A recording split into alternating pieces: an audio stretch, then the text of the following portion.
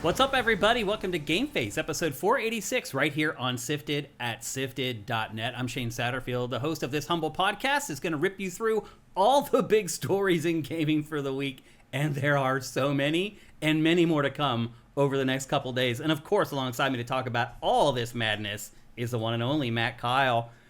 Matt, holy moly, it feels like there's an apocalypse impending at Xbox. As the poet said, TikTok, you don't stop. Whew. People, things are looking real bad at Xbox right now. It's starting to look like that showcase was like a commercial for anyone interested in buying our wares. Studios. Yeah. Oh my gosh. We're going to get into all the Xbox stuff. Sadly, a bunch of stuff broke today, so it's not stacked as the VideoGame.Town headline of the week because things broke right before I left and the show was already stacked. So we're going to get to it a little bit later in the show, but man, there is some big stuff coming from Xbox before the end of the week here. So today is Xbox's last day of its quarter. Mm-hmm. So everything could happen tomorrow. Like today's the end of the Microsoft fiscal year. Right. And so things could happen tomorrow. Yeah, there's a lot. July 6th is being thrown around by a lot of stories too. Celebrate Independence Day. Enjoy your week, your long weekend. Yeah. It's going to get longer. Yeah. One thing we got to note here is that we do not have a connection to you guys on chat today. So came in, the PC was acting wonky, restarted the PC, and it has went into this repair loop where it says repairing the PC, it finishes, and then it restarts, and it goes right into the repair loop. So unfortunately, it looks like there's no chat for today's episode at all, and we're probably not going to have a Name That Game tune at the end of today's episode, unfortunately. But the good news is it's finally going to force my hand to deal with this on a permanent basis to get this fixed for good, so I'm not messing around with this old junky PC anymore. But unfortunately, it is going to make this episode a little less interactive. I do have you guys in chat on my phone here. It's a lot harder for me to look at it while we're kind of talking. So maybe Matt can interact with you guys a little bit more today, but it's going to be tough for me to do that. But just a heads up that, the PC, I believe, has finally died for good after fighting with it for the last, 6 months or so. A couple things in housekeeping today. Matt, Evo was this weekend. It was. And I completely missed it. You would never have known. What the hell? Evo hype is kind of at an all-time low right now. Really is. Because, they got involved with MBS and all the Saudi stuff, and a lot of people are just not interested. This is the first year that it has no involvement with PlayStation. Mm-hmm. So PlayStation had sold it, but was still kind of involved last year. Yeah. They are still sponsoring. There was some PlayStation sponsorships on it, but they're not involved in the management anymore. I literally only watched the grand finals for Street Fighter 6, and the only reason I even knew it was going on was I caught a glimpse of something on social media and was like, what? Evo? Literally, the marketing for it was abysmal. Didn't exist. There was none. I noticed it just because it was in my, I follow all the Evo channels on Twitch because, once a year you a couple, Evo Japan, was more. But, yeah, I saw they were active, and I'm like, is that today? And sure enough, there were pools right on Friday. Yeah. I really had no idea. And that, man, we used to plan the month around that sometimes. People come over and everyone hang out all week. It's crazy how far that thing's fallen. And in a short period of time. I watched most of the pools. I watched most of the top 8 stuff. Although the top 8 stuff was hard to watch on Sunday because a lot of it was overlapping with each other. You had to pick and choose. And sometimes it's not. I'd rather watch Invincible than Tekken. I'm not a Tekken fan really, but if you want to watch both, you're kind of screwed. Yeah. It was just the remarkably low viewership. I think the Street Fighter finals had 70,000 viewers. Wow. Which that's half. Half of what they used to have a few years ago. Yeah, very seemed very low attendance the first couple days. I mean, I don't know, it depends who you want to sit in those chairs and watch pools for 14 hours. Yeah, but a lot of people used to, yeah. Yeah. Yeah, it was just anyway, almost no announcements at all. There was trailers for hey, here's a new fighter coming in 6 months, but only for a couple Undead Birth and I think Blaze Blue. Although Blaze Blue's player base is up 80%. Because of the DLC Central Fiction, so that's good for them. There's an excellent Arc System Works Humble Bundle that's still up right now. I think for like it's like $20 for everything they've ever made. But if we're talking about bundle deals after Evo, which unfortunately is I already own everything they've ever made. I think except Kill la Kill, and I don't think I need to spend $20 on that. Yeah. There was no Street Fighter announcement. There was no new Street Fighter trailer. There was no new Street Fighter gameplay. No Tekken there anything. Was no Tekken anything. No. Some people were expecting Tifa footage, and there was no Tifa footage.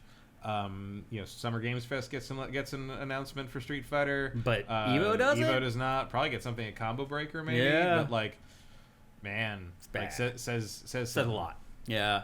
So anyway, Menard won back to back. Mena RD. Is that how you say his name? I always call him Menard. Yeah, he's Mena RD. Mena RD. Back to back champ. Yeah. The second time he's done that. Yep.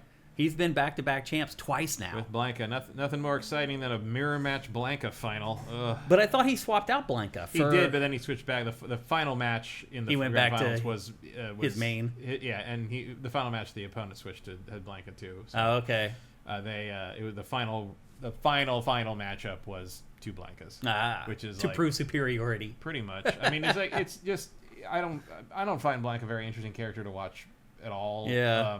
He was always the cheap character to me. When you go to the arcade and play, if somebody chose Blanca, I'm like, oh, you're just gonna sit there and electrocute the whole match. Yeah, I mean, there's a lot more to him in 6. Like he's changed a lot, and he is a more technical character. And like it should be noted that it's like when Mena RD won with Blanca and Blanca did so well, everyone's like, oh, everyone's going to play Blanca now. But Blanca is actually really hard to play effectively. So, like, that didn't happen. Mm-hmm. And the top 8 was pretty diverse, I would say, in terms of character selection. No Chun-Li, though.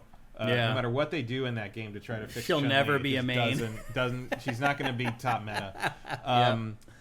But yeah, like there's very little you can do against Mena RD's Blanca, and it's not because Blanca is amazing. They have already nerfed Blanca, but Mena RD doesn't need Blanca to be super powerful to win with him because Mena RD is simply that good. A lot of people don't use him either, so a lot of the other fighters aren't playing against him at high levels. Yeah, like the only way to train to play against Blanca on the level that Mena RD plays him is to play against Mena RD. It really is the problem. It really is, yeah. Like, there's no way to prepare for it fully.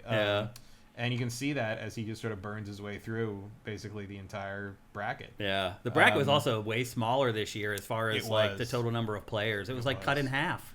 Yeah, and then of course there's all the, not most of the players that I care about don't play anymore. They're all too old. Yeah. Like I like watching Sonic Fox. I like watching Punk.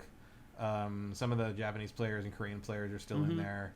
But a lot of the people that, certainly the people I knew personally they're all on the commercials now. Like, you're right. They have all those commercials for like the old school guys, and you're looking, they're like, oh my God, Daigo's so old. Yeah. Like Daigo's got gray hair. Like, what are we doing?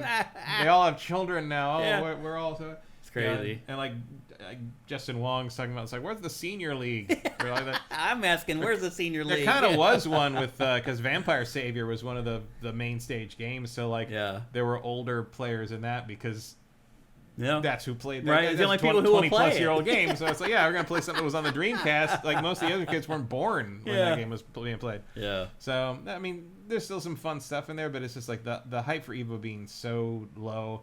And I'm just like, I don't really like the way commentary has evolved in the, it's, the East Coast style of commentary definitely won out in terms of, because it's more hype and more like, But I think it's so embarrassing sometimes when you got these guys. Like there's some of these guys and like they're all patterning themselves on Yipes. Who like the thing that bugs me about Yipes is that Yipes knows those games inside and out. Really Yipes could sit there and give you technical commentary like almost no one else could. He that man. But he doesn't. He doesn't. He sits there and goes like the whole time. And you're like, yeah, I know a guy's getting hit. It's a fighting game. Well, like I want to like put a moratorium on that. I want to put a moratorium on like the weird stuff about like hyping the crowd up in the middle of your sports commentary, which is strange because it's like doesn't happen in other sports. And saying the name of the tournament with the year it's taking place in, like it's like Evo 2020. Yeah, we know it's Evo 2020. We know it's CEO 2020. We know it's Combo Breaker. Just stop. It's just because everyone does it the same. Like you used to have this mix of like you had Yipes to give kind of like the hype and the color commentary. And you had like the technical guys, and you had James Chen to cry about how powerful it all was. But now it's just all Yipes and Yipes' hype men to some degree. And I guess the exception, I guess I would say, is Tasty Steve is still I think one of the best commentators out there because he knows how to balance it. Yeah. And Yipes actually does know how to balance it more in the grand final. Like in the finals, you see Yipes give more technical analysis.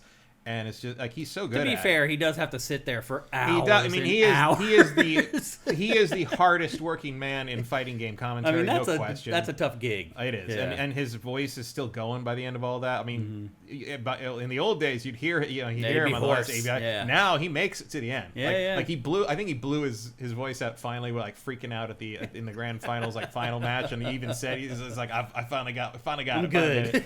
When he made it to the end.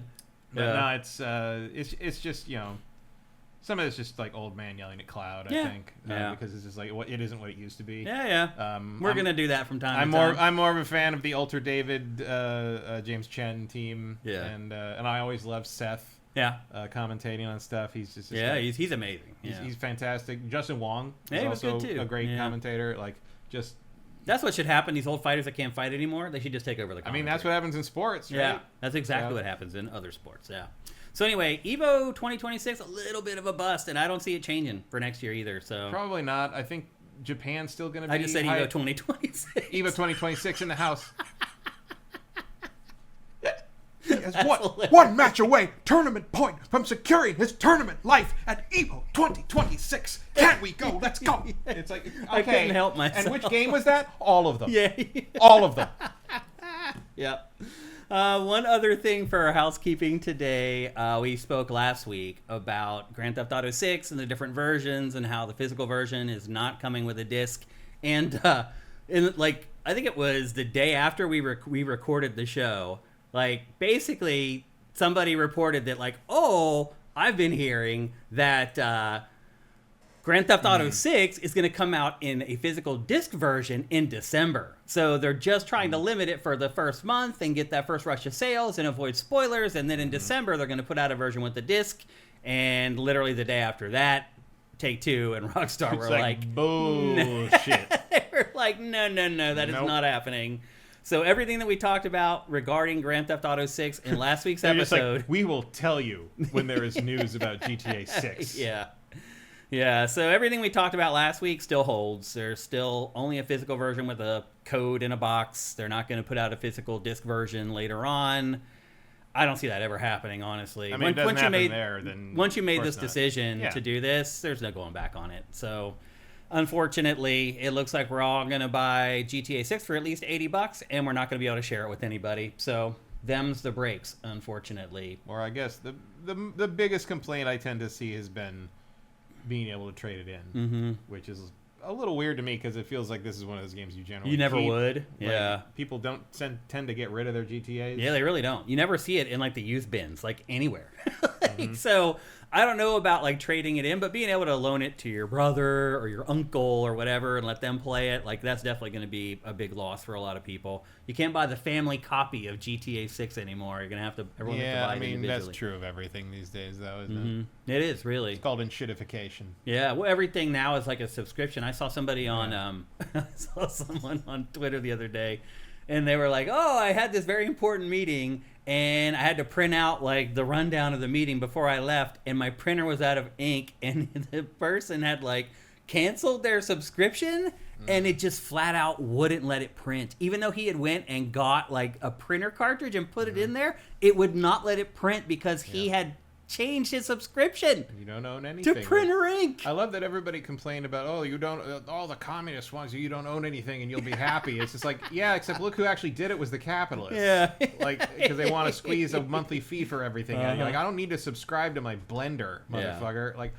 But that's going on and on and on. I mean, the printers have always been, it's like, well, I can't print. What do you mean you can't print? I just want you to print this fucking letter. It's like, well, I'm out of yellow. You don't need yellow. It's just black and white. It's like, no, I'm out of yellow. Couldn't think of it. Couldn't think of it when I'm out of yellow. Printers are the biggest bunch of BS. Printers have not improved since I was a child. It is awful. All this other tech isn't, but I fight with my printer to the point that no one else wants one. Yeah. It's like owning a fax machine at this point. I have people that just come over to use the printer. They're like, oh, you have a printer? Can I come over and print something? I'm like, I guess so.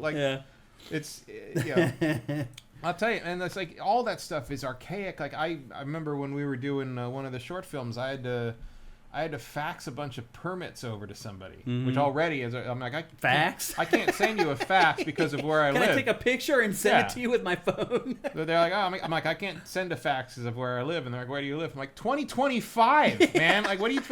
So I had to go to Kinko, but it's not even Kinko's name. It was FedEx or whatever. Whoever bought Kinko's, right? And I go over there, and I finally get the thing. It's that you have to dial in a phone number to fax the thing. And I had completely forgotten about this because it hasn't been a thing since it was a thing when I moved to LA in 2000. It hadn't been a thing since we moved back in 2004. Yeah.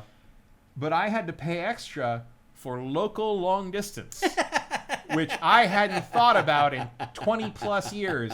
Because what that is, if you don't know, LA is so big that when you call other parts of LA on a landline, you have to pay local long distance fees because it's so huge. And like that was a big deal when I lived here in like 2000. Was like you were because we had no money, we were dumb 20-something kids, and it's like, well, if you call that person, they're over in Santa Monica, you'll have to pay local long distance for it. It's like the first time I ever had to do that was to fax a permit for a location fee to someone from a FedEx store because all that stuff still exists in 1992 for some reason. And printers are the same way. You're just like, man, I'm surprised there's no daisy wheel on this motherfucker. Yeah. It's crazy. I'm waiting to have to like peel off the little printer, little feed holes on the side, like the old image. Oh, right, where you rip them off on the side.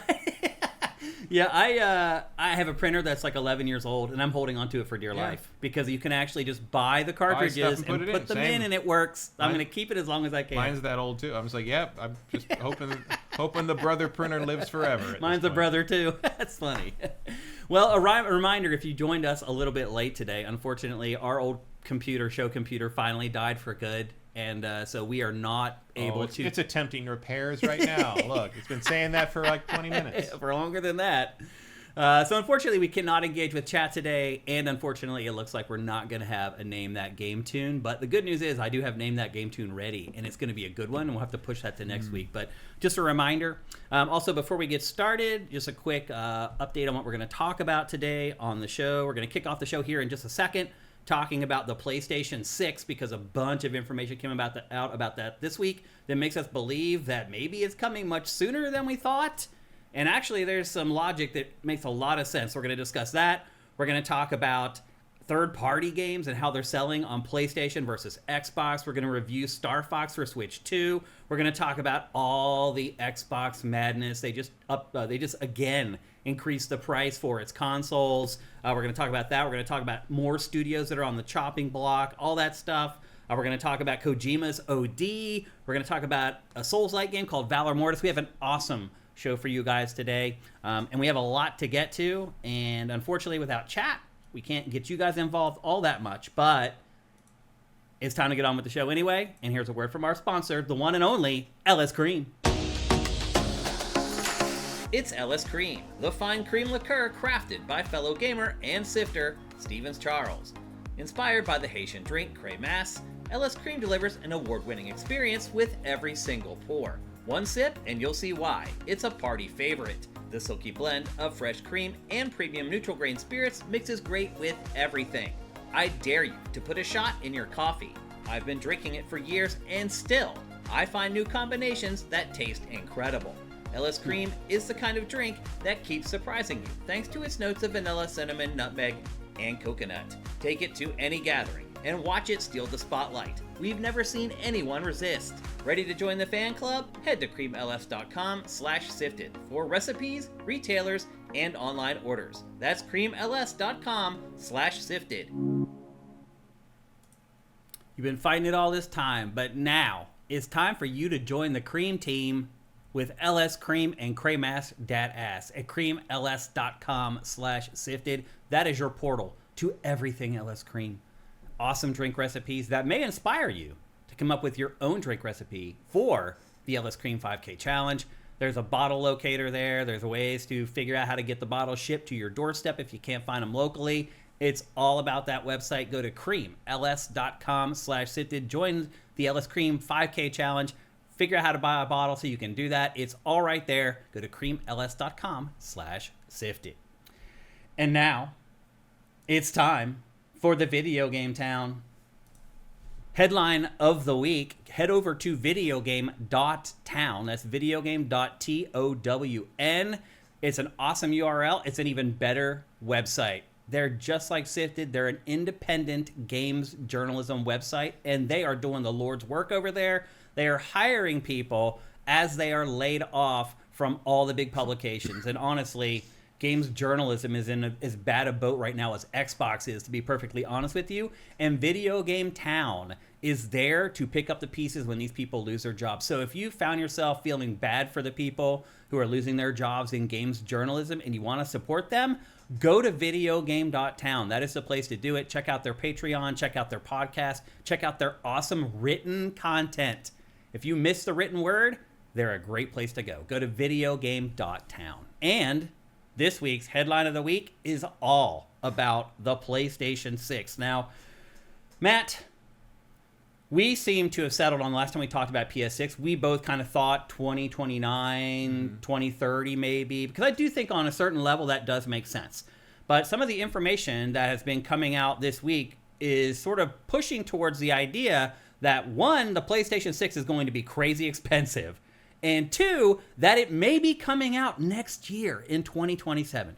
I know that sounds crazy, Matt, but once you understand the logic that some of these people are coming at this from, I think it makes a little bit more sense. Now, first of all, the initial information came from Kepler L2. He is a very reliable leaker for PlayStation hardware information. He posted some stuff on the NeoGAF forums, which I was like, what? NeoGAF still exists after all this time? And basically what he said is that the price of producing a single PlayStation 6 had gone up around $200 since he last shared the reported bill of materials a couple months ago. So that is how much RAM, memory, etc. has gone up since the last time they estimated what the bill of goods was going to be to build the PlayStation 6. And that pretty much tracks with what happened with the Steam machines, too. Mm-hmm. Well, we're hearing from Valve now that they literally had to beg to get RAM. It wasn't even about money. It was just about them saying, like, well, we can give it to you or we can give it to these other people. Like, I saw a guy took a picture in electronics. I don't know what store it was. It looked like it might have been not a CompUSA, but whatever equivalent that is now. Like mostly because the fact that there's packaged RAM on a shelf indicates that you're not just going to Best Buy here. And it was 2 sticks of DDR5 128 gigs. It's $4,000. Oh my god. Oh my god. 4,100 to be exact. Oh, but $4,000. My gosh, that's insane. What are we doing? We're not doing anything, and we're not buying that. And that's the problem. So Kepler L2 now estimates that the bill of goods, meaning just what it cost PlayStation to build the PlayStation 6, is now $960. That doesn't include all the overhead of marketing, R&D, shipping, all that stuff, all the logistics of launching a console. That's just the cost to make the thing, which leads people to believe that once it hits retail, that it could be $1,050, $1,100, something like that. That would track with how much. If they're not willing to take a loss, then yeah, you could definitely end up in that territory. And so, oddly enough that you brought that up, Matt, so the other part of this whole story is the fact that PlayStation just issued its financial report. And after it was over, they did a Q&A with the CEO of PlayStation, where he said, quote, "As a principle, we do not intend to sell hardware at significant losses. At the same time, we are carefully monitoring the market and continuing to evaluate our approach." He's basically telling you right there that we are not going to take the loss on this. So whatever it costs us to build is what we are going to charge retail. Now, we are not making the money up on the razor blades. Right.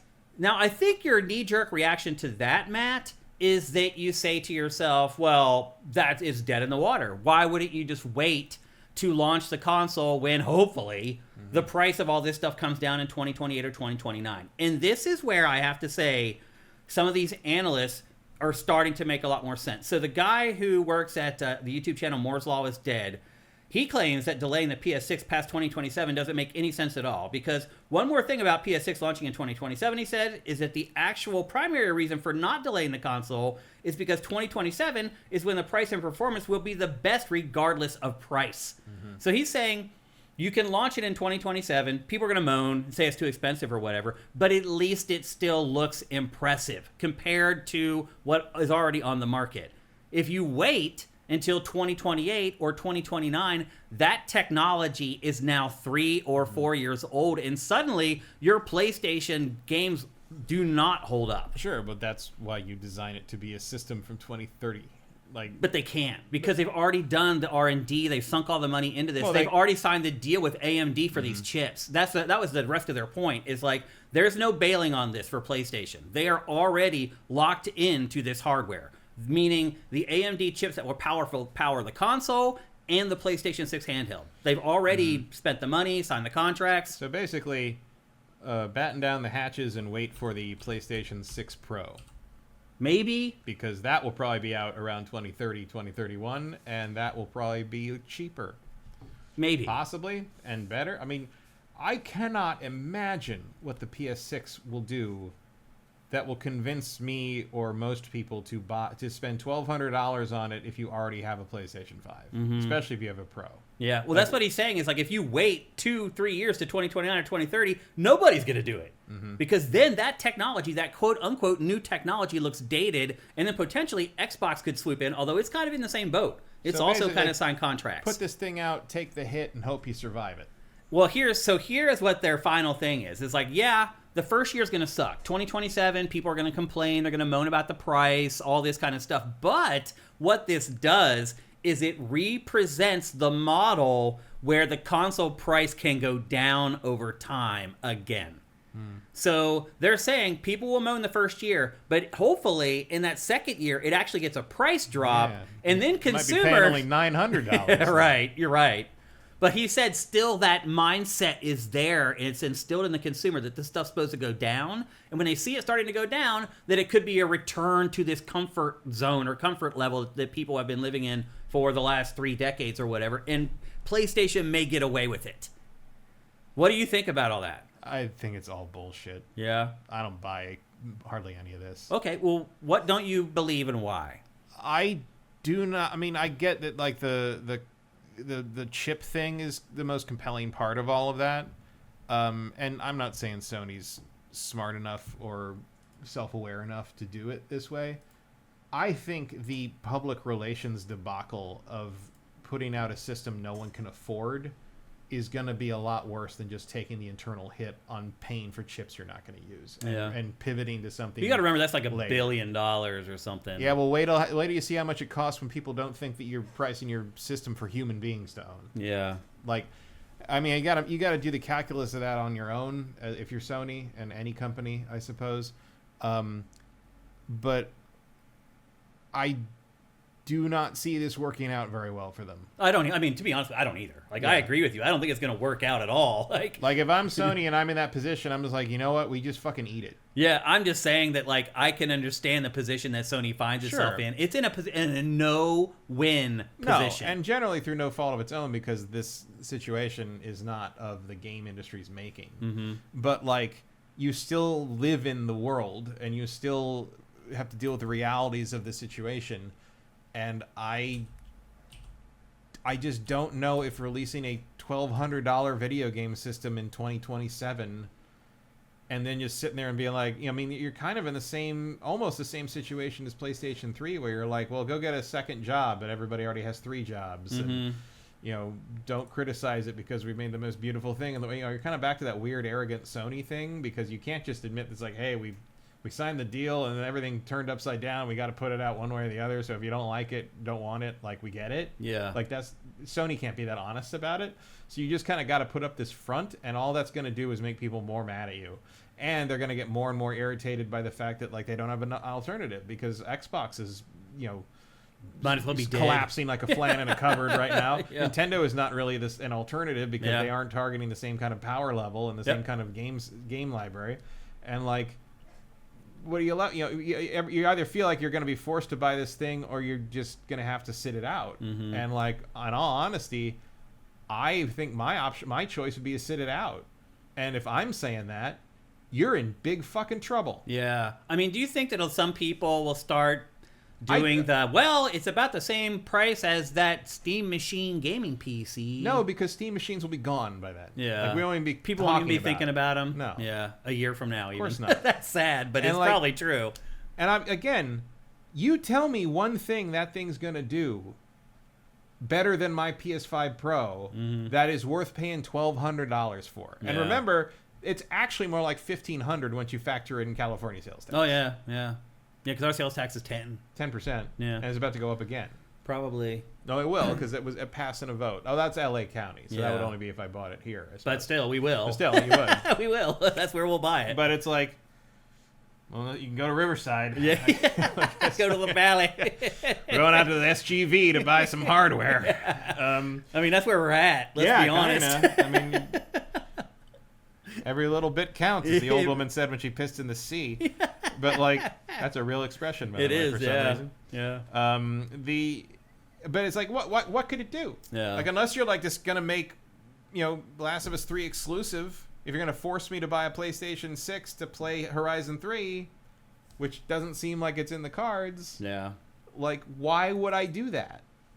Like, what's going to be in this thing that, slightly better ray tracing, slightly higher frame rate, slightly higher resolution? You can't really go any higher resolution. They're all 4K already. Yeah, I mean, that's the other problem here is the law of diminishing returns is going to make it a hard sell, even if it was like the same price as the vaguely PS5. Better performance is not a $1,200 bump, especially for something that's not going to save. I mean, look. Did my graphics card cost more than that? Absolutely. But you know what? I'm going to have that 4090 probably until 2032 or something. You also use it, like for me personally, I use it for rendering and all kinds of other stuff. It does more stuff. Right? Yeah. It's also the Steam Machine argument. Yeah, right? yeah. It's like, it costs about the same, but the Steam Machine also has a little more versatility. Can do other stuff, if you want it to. I'm not saying it makes it worth it. I'm just saying. So that's my thing is like, what in the world do you think you have up your sleeve that's going to make anyone go $1,200 for that? That's a bargain. Like, especially when I already have something that can play all that stuff already. Like, I don't get it. Like, I mean, they'd have to take a loss on each unit to price it the same as PS5 Pro at $900. Right. And I'm still saying, like, even if the RAM price jump and the tariffs hadn't happened, you're probably still looking at a $900 to $1,000 system, even if everything hadn't gone sideways. Even without that, how are you selling that on top of what you're already charging for the Pro? The other question becomes, does this provide an opening for Xbox? Probably not. I mean, maybe it does have the wherewithal to scrap Project Helix and start over again with it and make sure its power is superior to PS6. But does that even matter? But who cares? It feels like nobody does care. It sounds like they're about to liquidate everything that could possibly make that system worth buying too. Games. So, yeah, they're doing the same thing that happened at the beginning of the Xbox One. Yeah, it feels that way. You built out this huge, crazy second-party and first-party stable, and then you let the non-gaming guys just sort of clear it out in favor of having ESPN apps on the thing. Yep. And then and now here we are. And now it's like, okay, well, I understand you got a cost cut, but it's like you're doing the same thing. Now, who's going to make the games for this thing? I mean, you're going to make, obviously, if you sell these companies off and they get to continue to exist, they will continue to make games, and those games will probably be on the Xbox. They're also going to be on the PlayStation and the PC. So, again, you're back at the same square one where it's like, what's the purpose of buying an Xbox at that point? Yeah. If outside of being like, man, I read some crazy shit this week from the Xbox people. Like, I didn't realize there were people that in the tank for the Xbox at this point where I'm like, I mean, like language that I wasn't ready for about how it's the only way to make a funcking and entertaining and comfortable living room is to have an Xbox in the room. And I'm like, what are you talking? What is that about? Yeah. You're talking about the Xbox like it's the sofa. I'm like, you're not going to sleep on the thing. Yeah. You might sleep. Some of these people might sleep holding it. That wouldn't surprise me at this point. But it's that kind of thing where it's like, and also I think you're up against the wall in the way that I think most people who own a PlayStation 5 and most people who own an Xbox for that matter. Yeah. I think most people aren't done with those systems even next year. I don't think they're done getting their money's worth out of them. You know, and that's not just a commentary on how few first-party Sony things have been put out. I think it's more of a commentary on, even if you consider your PlayStation worth it because you're playing every game that's possibly released you want to play, third-party or not, on it, because it's just your video game system.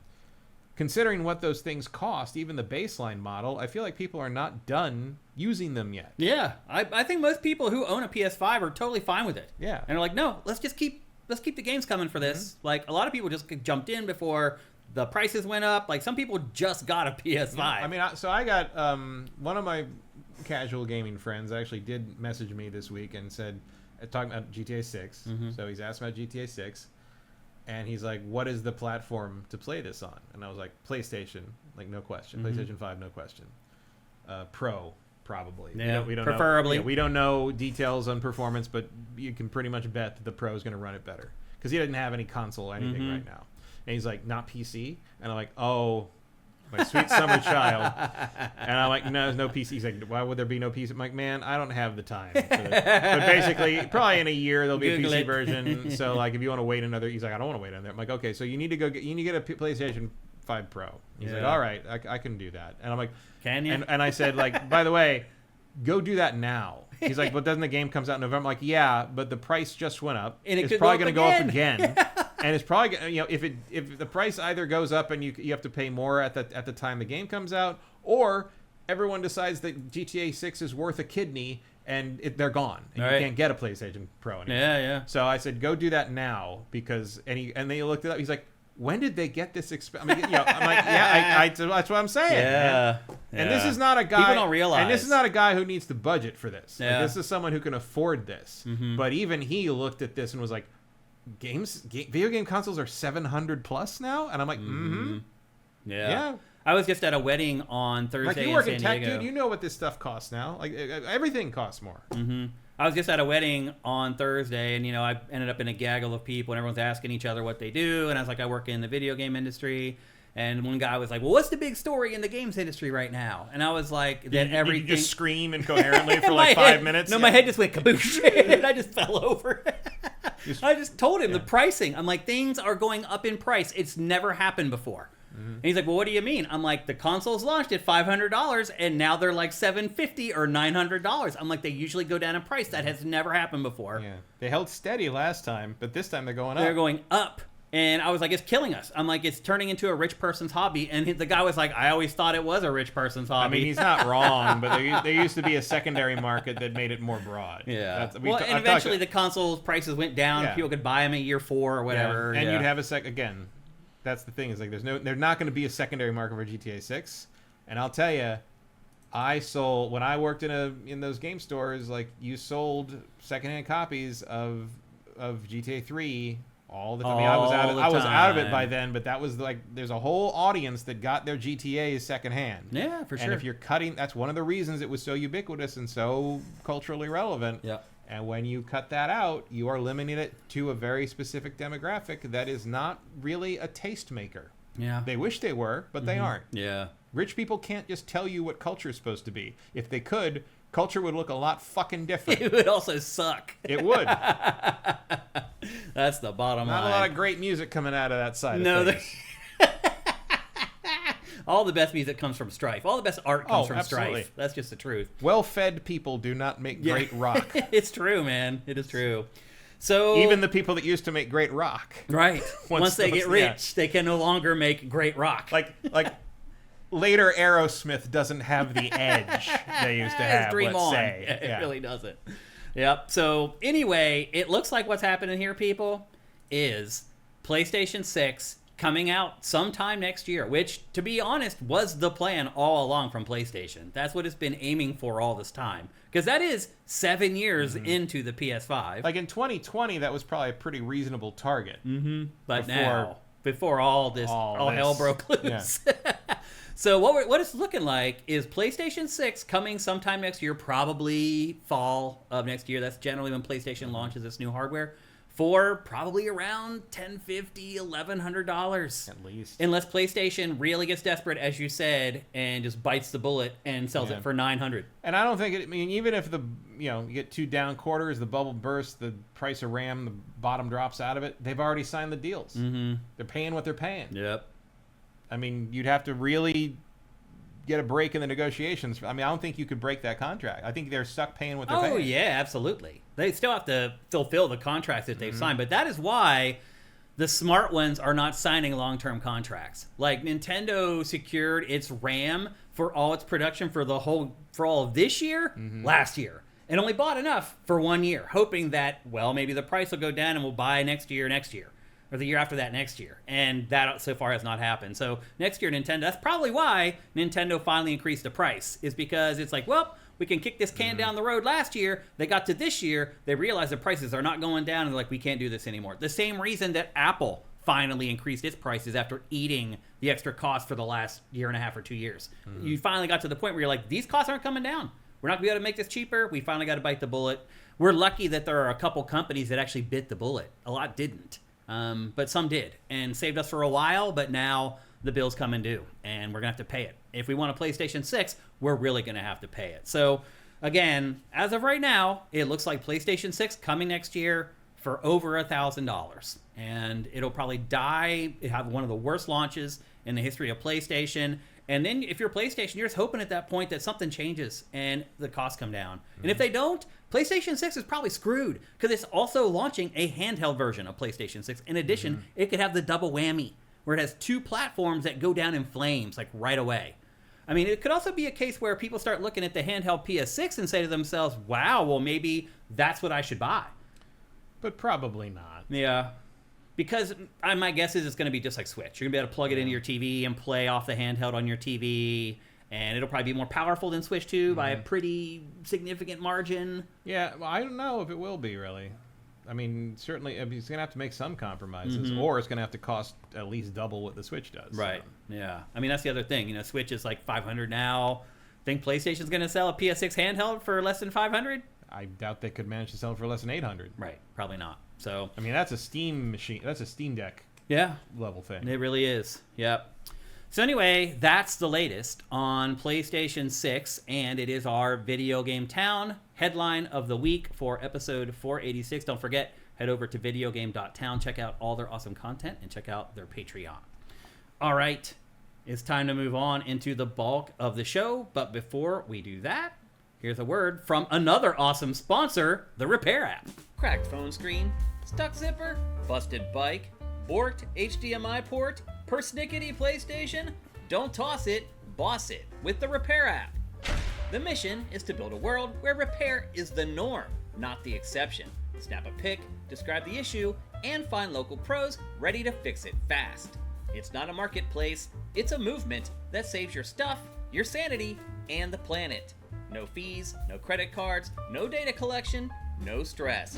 Just fast and fabulous fixes. Track your items and the repairs, log warranties, build a repair history, and become the hero your stuff deserves. Fight landfill guilt, save some cash, and support local business all at the same time. And best of all, it's free. Join the Repair app waiting list today at therepair.app and be among the first to get access. Fix it, keep it, repeat, because trash is so last century. All right, people, this is the last week of our Repair app sponsorship, so this is my last chance to convince you guys to go to the iOS store or Google Play and download the Repair app right now. And again, don't forget that I've said this in prior weeks, you need to search for the Repair app. If you search for just Repair app, you're going to get some piece of junk that has nothing to do with the awesome app that we've been promoting here on GameFace for the last year or so. And the Repair app is freaking awesome. I've just over the last couple weeks, now that I know the app is there, I have found myself finding all kinds of things that I want to repair. I've been asking my wife if she has stuff. In fact, the wedding that we went to on Thursday, my wife has a nice purse from Prada or whatever that she takes out with her when we go to formal things, and it's like 10 years old. The interior of that purse has disintegrated. It's like a $1,500 purse, and the whole lining just disintegrated into like dust, sitting in her closet. So she's like, what am I going to do? I'm like, we're going to open the freaking Repair app. And I was there at the wedding, and we're looking at the Repair app trying to find a way to get it fixed. And that is the awesome part of it. Once you start thinking that way about the stuff that you own, you will see your mind going to the Repair app constantly. Just go in, put in what you're trying to get fixed, put in your zip code, search for local repair places. There's 5,000 of them now in the app. Do all that, get your stuff fixed, stop putting it in a landfill, save the environment, save yourself some money. Save us. Use the Repair app. Again, search for the Repair app on both the App Store and the Google Play Store. And a big thanks to the Repair app for coming back for sponsorship. We really appreciate them very much. We worked with them on the launch of their website, and now we worked with them again on the launch of the app, and maybe they'll come back again whenever they do some other cool stuff. But this is our last chance to tell you, go and download the Repair app. Okay. It's time to move on with the bulk of GameFace, episode 486, right here on SIFTD at SIFTD.net. Our next topic is about third-party game sales. So all this crazy stuff is going on right now at Xbox, and it feels like, and again, we're going to talk about that in a minute, but it feels like they're trying, it really feels like they're trying to go back to the old way. Would you agree with that? That it feels like that's what all these things are kind of lining up for? For what, Xbox? Yeah, because we also have some information about Game Pass, about how they're starting to defund stuff on that. I mean, I guess you go back to the part of time when you were successful. Doesn't tend to work, though. Seems like kind of a midlife crisis. I mean, they were never competitive, except for the Xbox 360. Other than that, they've always been. And that was really taking advantage of a misstep by Sony. It just took Japan a little longer to accept that online was the future in a lot of ways, and 360 just offered a better experience, and that was it, and they never capitalized on that again. Yeah. So if you are Xbox and you're thinking about going back to that old razor blade model where you sell consoles, hopefully at not too much of a loss, and then you sell software at full price instead of having people going and playing them for free on Game Pass, you have to be able to sell software to make that happen. And really, you should probably just sell that software on the PlayStation. Yes. But they still have an Xbox. It's still out there. I am shocked, Matt, at how many third-party publishers still publish games on Xbox at all. I understand it's very easy to port. If you're making a PS5 game, it's very easy to also put out an Xbox Series X. But I mean, the sales are so abysmal that even with that limited work, I don't know that it's worth it. Well, I mean, we'll have to see what things like that look like in 2 years. Yeah. So what happened this week, we really have never known, because we don't get MPD anymore. Pactor doesn't get MPD. Pactor used to leak MPD information, which he was not supposed to do. He used to give it to me. He used to send me the NPD report like every month. And that thing, like if you printed it out, was like that thick because it goes all the way back to the first platforms. It has sales numbers for all of it, like the NES and stuff. And so anyway, he was sending me that stuff he wasn't supposed to. And like finally they just stopped paying for it. And most people now have stopped paying for MPD's numbers, and now they're called Circana, and that Matt Piscatella gives up pretty much all the important information anymore. So anyway, despite all that, we have no idea how well or poorly Xbox third-party games have been selling. That all changed this week because Grand Theft Auto 6 went on sale and was set up with pre-orders on both Xbox and PlayStation. By the way, last night I booted up my Xbox, Matt, and the screen that came up when I booted up my Xbox was Grand Theft Auto 6. The whole screen. I've never seen that. It didn't go to the dashboard. It didn't go to an Xbox logo. It booted up to a splash screen for Grand Theft Auto 6 and just sat there. I think they realized that they need to let people know it's coming out on the Xbox. Right. Well, here's what happened. And I think the reason that Microsoft did this is because of what we're about to talk about right here. I think so. So basically what happened is these pre-orders went up at the same time. And there's another game journalism website called The Game Business. I think Keeley has something to do with it. I think he helped launch it or something like that. But anyway, there's an editor there named Christopher Dring. And for whatever reason, the Game Business does have access to Circana sales data / MPD sales data or whatever. And this guy, Christopher Dring, said that the PlayStation 5 version of Grand Theft Auto 6 is outselling the Xbox Series version 8-1.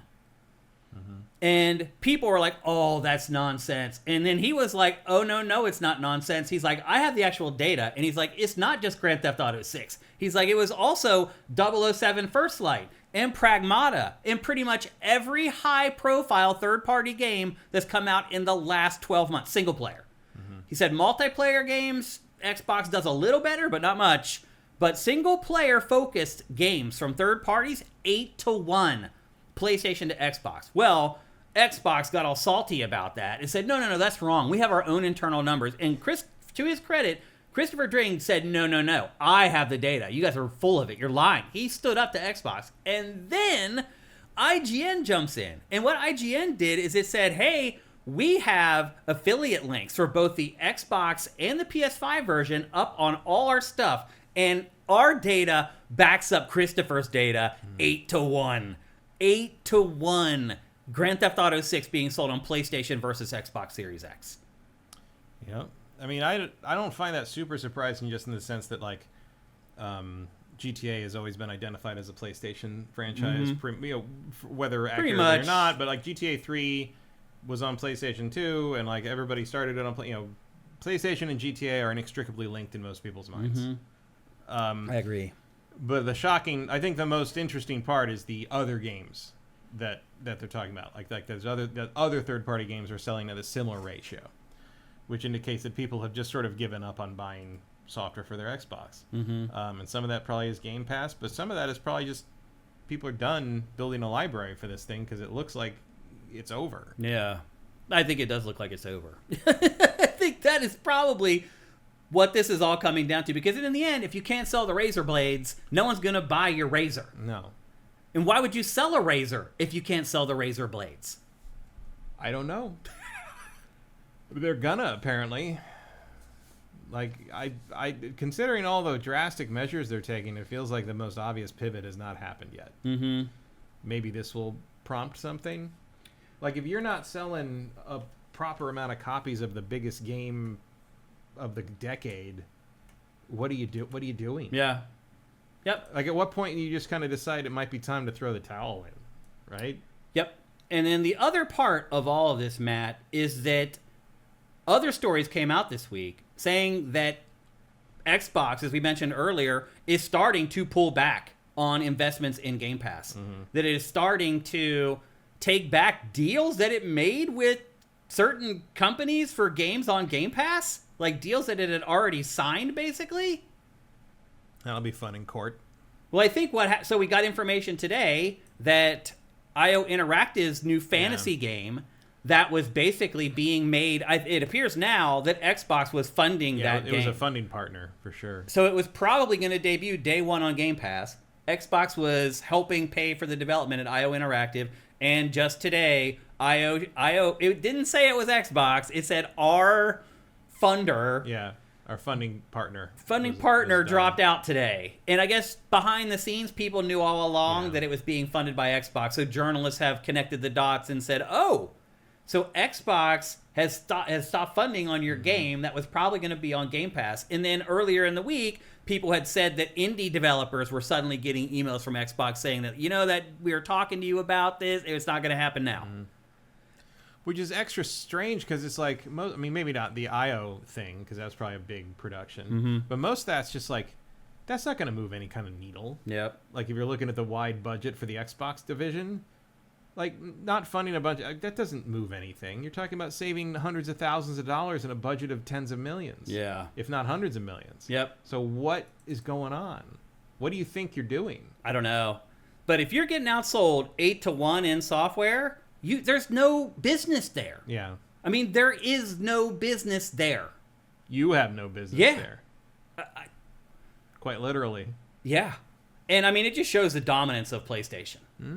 And here's the thing. Like, I'll be honest with you, Matt, and this is one thing, a conclusion that Pactor came to doing the latest episode, is that it really looks like these price increases from both Xbox and PlayStation were predatory. That they knew they had X number of hardware units to sell, that they haven't built a ton because of the price, and they knew that Grand Theft Auto 6 was coming, and that people are going to buy those consoles no matter how much they are, so they might as well make them as expensive as they can get away with. And so Pactor believes that this was a tactic by PlayStation and Xbox to increase the price of the consoles just before Grand Theft Auto 6 comes out, knowing that people, casuals, are just going to go and buy it. And they're like, that sucks. I got to pay $800 to play GTA, but I've been waiting for this for the last 5 years. That's what it costs now. Yep. And he believes that this is all a little bit of a scam being run by PlayStation and Xbox. But here's the thing, like the scam is only going to work for PlayStation. Right. It's not going to work for Xbox. And I think what's happening is that's why I saw that splash screen last night for Grand Theft Auto 6 on my Xbox. Although Chad is reporting that like the PlayStation app is the same. Like it's GTA splash screen. Oh, okay. I mean, I'm sure it is. Yeah. Why wouldn't you? Yeah. Although I booted up my PlayStation last night and that did not happen. I didn't see it on the PlayStation itself, but apparently the PlayStation app where they expect you to here's shop the thing. I'm not talking about like going to the store. Yeah, I know. Or having a background image. They have done that before. They did that with Halo Infinite, I think. I've never seen it. I have seen a full screen ad for a game pop up. Before anything else? Before anything else. Yeah. Interesting. I want to say it was Halo Infinite. That would be the one game where it would make sense. And it was annoying because I'm like, I already bought it. Like, yeah. This is probably unprecedented because third party. As I recall, that was like the day it came out. Mm-hmm. This game's months away. Also, it's become obvious that PlayStation has signed a marketing deal with Rockstar and Take-Two because it is allowed to say that it is best on PlayStation. Mm-hmm. And initially on the first day, there was some back and forth about it, and now PlayStation's just running with it. So they worked that out. Yeah. But I think it was already worked out. There's confusion. Someone's check didn't clear, though, for a second. It seemed like something. It just hadn't been deposited in the bank yet or something, yeah. It's remarkable. And it's also remarkable to me that it's selling as well. I mean, because, like, I guess if you want the physical version, make sure it doesn't, because it is selling out on Amazon and if it's, why would you buy this now? Yeah. Why would you give them your money now? Well, because it can only go up. The prices of stuff. I suppose. But I don't mean for the system. I mean for the game. Yeah, I know. Yeah, it could only go up. It's not going to come down. That's for sure. It's like we're going to raise the price of the digital version because of reasons. Yeah. Yeah. I mean, here's the thing. It's not just Grand Theft Auto. It was 007 First Light and Pragmata and every big third-party game. That's more significant to me in the sense that they're actually products you can buy and own now and play. Mm-hmm. And they are not GTA. Because GTA, if you just released that info just about GTA, you still have the argument that like most people think GTA and associate with PlayStation. Mm-hmm. I don't think that's true of the other games that Chris Dring mentioned. Yeah, I don't either, for sure. I mean, they're just third-party games. But you're right. There is a mental, psychological connection between PlayStation and GTA. But the fact that ratio is pretty consistent is honestly damning to Xbox's status right now. Yep. So we're going to talk about all this Xbox stuff here in a little bit. Pragmata selling to that ratio is crazy. Mm-hmm. They all are. Every single player third-party game now, 8-1. Like even something because Pragmata is not like a runaway hit or anything. Right. It's doing well, but it's not a run. Like if that is just true across the board of just any given software, wow. I'll be honest. I'm kind of surprised that Xbox even sells 20%, Matt. Mm-hmm. I mean, if Pragmata sold 1 million, I would be shocked that Xbox sold 200,000 units. I really would. Would you? Yeah, I guess so. like when you put it that way. Yeah. So I'm a little surprised to hear even the 8-1 split, honestly. Like I thought it might have been worse. But it's still so bad that it's really no business model for Xbox at all. And after pushing people to Game Pass for the last 5 years, how do you just re-kickstart all that? Like the messaging, you're going to have to counter-message all the messaging that you did for Game Pass. Like, yeah, I saw some people talking about like, Xbox has spent years training people not to buy games. Mm-hmm. And now you're trying to convince them to go buy them again? Like, it just doesn't, it's not going to work. True. I mean, a lot of times when I was thinking about buying a game, like, did I buy it on Xbox? No, I bought it on Steam or I bought it on PlayStation. Every time. And when publishers contact me and they ask me what review code I want, I say PS5 every time. Because generally, it's probably going to look and run a little bit better. Not always, but... Yeah. And it's usually better to have everything in one place. Yeah, I'd just rather build my library on the one platform. And I'll be honest, Matt, I'm not confident there's going to be another Xbox still. Mm-hmm. And if there is, it could really be what Pactor says, some little chopped-down thing to just play multiplayer games on. Like, who knows? I really don't know. So, bottom line... Maybe it does end up as part of a TV at that rate. Maybe. The bottom line is that PlayStation is dominating. Mm-hmm. And that is why it can charge $900 for a PlayStation 5 Pro and not blink an eye. and why it's like, yeah, you know what? You are going to spend $1,000 to play GTA 6, or you are going to spend $800. Although this kind of situation is exactly where Sony historically has made some horrible mistakes. No, you're right. Yeah, it would have to shoot itself in the foot at this point. And they are very good at that. They are. So we'll see if they avoid that this time. I mean, imagine if PlayStation had not went down this game as a service rabbit hole. I was gonna say, like, they're doing their best at trying to screw themselves up. I mean, you can blame a lot of the projects on the guy who was there before.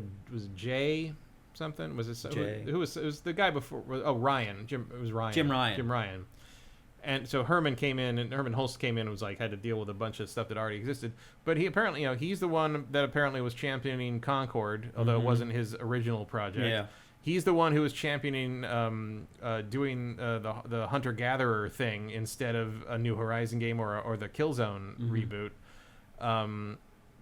So it doesn't sound like that was an improvement. Yeah. And I was reading a bunch of people, like industry people, talking about like how unimpressed they have been with him forever. Yeah. Anyway. So, but imagine if instead of all these failed game as a service games, imagine instead of Naughty Dog working on the multiplayer Last of Us game, they got Intergalactic out 3 years ago. Yeah. And now we're waiting for the new Uncharted, or we're waiting for The Last of Us Part 3, because we're already played through Intergalactic. Imagine if all these studios made single-player games for PlayStation. If everything was 3 years ahead. Yeah. They would more or less where they'd be. I mean, they're already dominating. But imagine the domination level they would be at. I mean, I think it would be roughly the same. Because you can't win anymore? There's not any more market to win. You're right, actually. You're kind of right.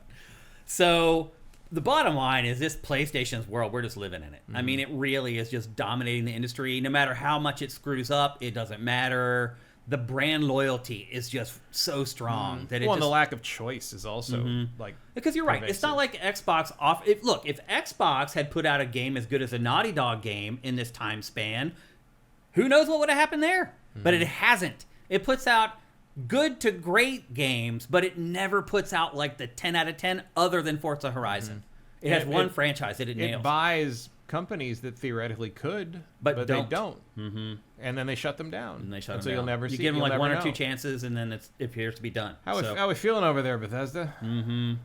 I mean, honestly, you look at Bethesda's output, like, it should probably be one of the studios, I hate to say it, on the chopping block. If you're only getting one game out of them every 7 or 8 years. I mean, you gotta wait and see what Elder Scrolls does. You have to. But like, yeah. But damn, dude, like, I don't know. Everything's up in the air except for the fact that the PlayStation 5 is just kicking all sorts of ass. And there's nothing you can do about it. They could screw up as badly as they have, and they're still dominating the industry. I mean, really, the only hope you got is that you keep Elder Scrolls exclusive. Yeah. And they should do that. They should if they want to sell Xboxes, do that. If they want to make money, they probably shouldn't. Yep. I mean, if they want their hardware business to survive, they should. Maybe. If they want to make a lot of money, they shouldn't. Yeah. I mean, that is probably going to be your biggest tell is what they do with that, because they did waffle back and forth for a while about whether that would stay exclusive or not, and then they said, no, it will be. It's going to be, maybe not. I don't know. Game Pass. And who knows? I mean, we got years where we got to worry about that, but who knows if we'll even be around. I do think if Xbox just decided to dissolve itself, Bethesda would obviously be able to break away and survive on its own. For sure. Yeah, somebody will buy them, even though they probably won't make any money owning them. So anyway, there you go. That's the latest data on third-party game sales between PlayStation 5 and Xbox Series X, and it is not pretty. All right. Shad asked an interesting. Eth Demon asked an interesting question. How that data of that.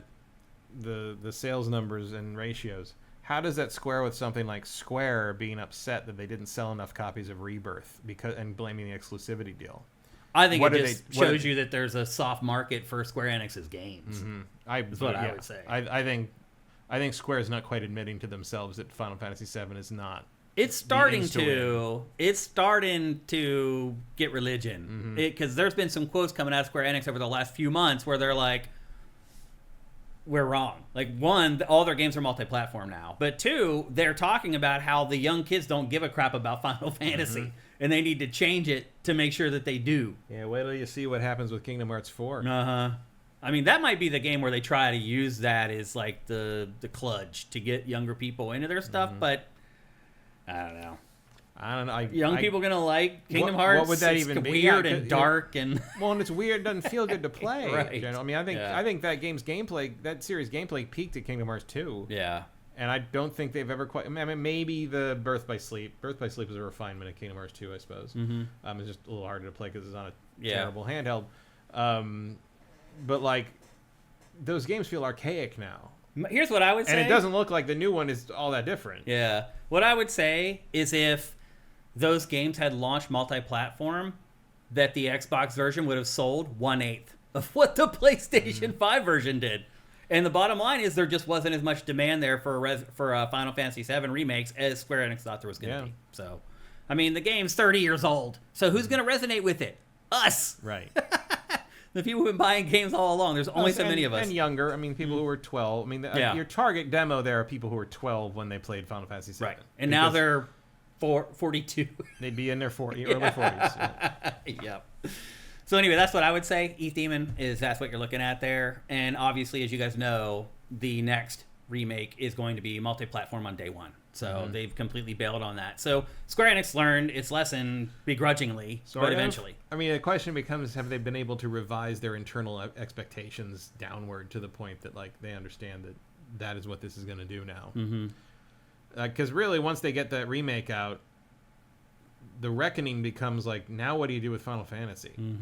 Because Final Fantasy, we don't talk about it because like the focus is on the Final Fantasy VII remake. But Final Fantasy's in trouble too. I think we may be seeing it already. I think Square Enix thinks it's the HD 2D thing. I kind of agree with them. I think that probably should be the series going forward. I think your template should be Final Fantasy 5 and 6. And you should be doing HD 2D things with it, and that should be Final Fantasy 17. Obviously, won't be that probably, but it should be. I mean, I wouldn't mind even if the production values are still sky high, going to a more turn-based approach instead of it being like this weird hybrid thing where I think ATB is probably where it should sit.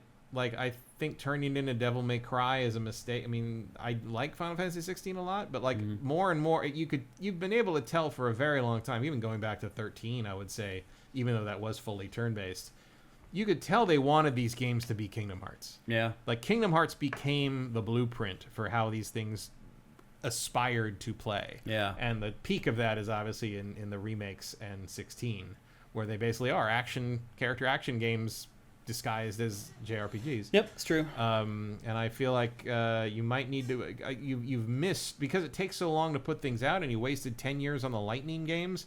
I think you lost a whole generation. Yeah. And you kind of need to cater to older people, and there's not that many of us anymore, and fewer of us even care anymore. But you start throwing a whole bunch of CG nonsense of Final Fantasy 17 at me, I'm going to just sort of like glaze over and stare at it again. And the kids, are they going to care? Kids aren't going to care. But if you do a big epic HD 2D, like, Final Fantasy 6 style, like epic, like not like a anime series, but like you structure it like a novel again, like the Suikoden's did, like the old Final Fantasies did, like you come at that like a big book. You got my attention again. What about for snagging the kids if they did like a Zenless Zone Zero Final Fantasy game where it's this big production value free to play game? Would that maybe how willing are they to have Terra's tits hanging out? That's the question. Oh, they're very willing. Yeah. I mean, yeah. Have you played any of the remakes and watched Tifa run around in her? Oh, Tifa's different than Terra. I'm just saying, like, I don't think they have any aversion to that. Probably not, but I'm just like, they didn't do it with Aerith, really. Yeah, that's kind of true. Yeah, they kept her like reasonable. Yeah, her proportions. Yeah. Aerith dresses like she's gonna be somebody's mom. Yeah, she does. That's hilarious. So anyway, yeah, right now PlayStation 5 is dominating, outselling Xbox 8-1, and Matt and I just sat here for the last 10 minutes and tried to figure out how Xbox can reverse that, and I think we struck out. Yeah, I don't know what you do. I mean, there's a point at which you've lost the game. Yeah. And you go home. After you lose the game, you go home. There's 3 minutes left in the quarter and you're down by 48. Like, I don't know what you're... What else are you going to do? What are you going to do? Yep. You're going to play out the rest of the game and you're going to go home. Yeah. Yep. All right, let's move on. Next up is our only review for GameFace episode 486. We're going to review the new Star Fox for Switch 2. And we did talk about this game 2 or 3 weeks ago. We did a preview of it here on GameFace. We're not going to spend a ton of time talking about it because we kind of tackled a lot of the basics. But now also, both... It's Star Fox 64. It is. Like, you know what it is. Yeah. It's really, really, really pretty now. And the one thing I would say, too, is that I was surprised, now that I've played the whole final retail version, how little has changed. Yeah, it's Star Fox 64. I mean, it's the best-looking Star Fox 64 imaginable. Yeah. It is. It's a very pretty game. Which is not nothing, because it wasn't that pretty. It's an N64 game. Yeah. Yeah. There was still, even at the time, a fair amount of like, what is that? Yeah. I don't know. Whatever. That's an R-wing? It's a triangle. Some of the detail is incredible. Like I don't know how long Falco's worn a jacket that said "free as a bird" on the back, but that's very funny. And then I was like, do they all have that? Like, does Peppy have one that says like "quick as a hare"? Yeah. And does Fox have one that says "sly as a fox"? And does Slippy have one that says psychedelic like a toad? Wet as a toad? I don't know. That's very funny. But this game really is like basically one-to-one. Like, yeah. Outside of the cutscenes. Yeah, really. so these cutscenes after each mission where you go back and they talk about the next mission and he tells you why you need to go and shoot stuff, they've been redone and they're more elaborate. Yeah. And they give you a little more context as to why you're choosing between two stages, at least, where it's like... Yep. Like, here you go, it's a tougher road and they're probably going to kick your butt, but it's a quicker line to the bad guy. I did think it's weird that usually it's like Pepper's basically telling us like, hey, we got this covered, so go to this place and do this. I need you to go do this. And then Peppy, who you'd think would be like the conservative sort of by the book guy, is it's like, that's true, Fox, but they could use our help. It's like, so you want us to defy orders from the employer that's paying us more money than we can imagine? I think I'm going to go where the fucking dog told me to go. Thank you very much. The other thing I would say, too, that is a change in the tone in this game is how Fox treats General Pepper. Like, in the original Star Fox 64, he's just like, yeah, we'll do this job for money. Now he's like, it's all about the money. Oh, yeah. And I'm going to get more money out of you for the next mission. And if you need us again, you better be ready to pay. Yeah, he's like, how much cash you gonna fetch us, Rover? Like, seriously. It's just like, damn. Like, but otherwise, like, I get it. He doesn't have a whole lot of reason to be. I mean, he doesn't work for him. He's not part of the military. He's got, he's doing it. He's got a job to do. Yep. But otherwise, it is just straight up Star Fox 64, but prettier. Which is fine because it really is a great game. Like, that's the other thing I've rediscovered. I don't think they sold it as anything else either. They didn't. They didn't try to like fool anybody or anything. But I will say this, Matt, it does give me a little pause on the Ocarina of Time remake. It doesn't for me. Well, because you thought all along it was going to be like that. I always thought, absolutely. Yeah. And I don't think it needs to be anything more than that. And I thought it might be. I had hopes that it wouldn't be. But now I think you're right. I think it's just going to be basically a straight-up port with better graphics. And I'll tell you, man, I got a lot of questions about what some of these characters look like in this level graphics. Like, what does that girl who runs the Bomb Chew challenge look like in this? Like, well, the one with the crazy, like, teeth. Crazy hair there's some borderline R-rated stuff in there that only gets away with it because it's like so polygon crude looking. Crude. Yeah. Yep.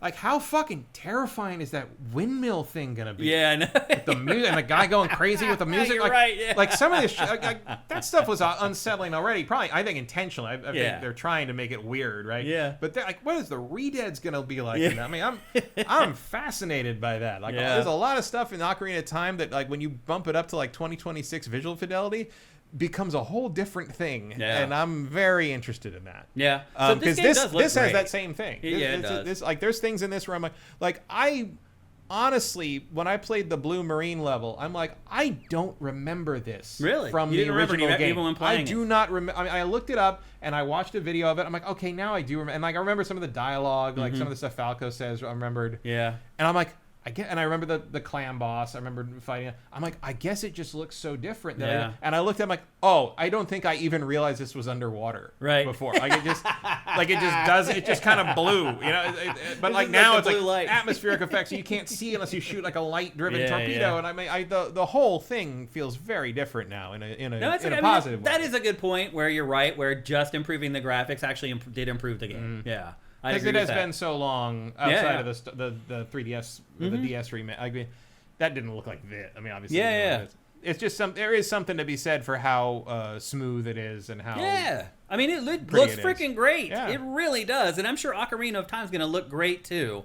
But I was just hoping maybe for some structural changes, not maybe necessarily with this, but more with Ocarina of Time. I mean, I'm sure it will be the Master Quest. Yeah, so you'll have that has to be, it with Oni Link and all the 64DD stuff and all that. I mean, I think it's going to be the definitive version of Ocarina. It's not just going to be what was on the gold cartridge. I agree. Yeah. But I don't think they're going to mess with too much. I don't think so either. After playing this, and that might be okay because I just want to say I have enjoyed the hell out of this game. This game is freaking amazing, man. Like, it really is kind of sublime. Like, how many times have you replayed it, or have you?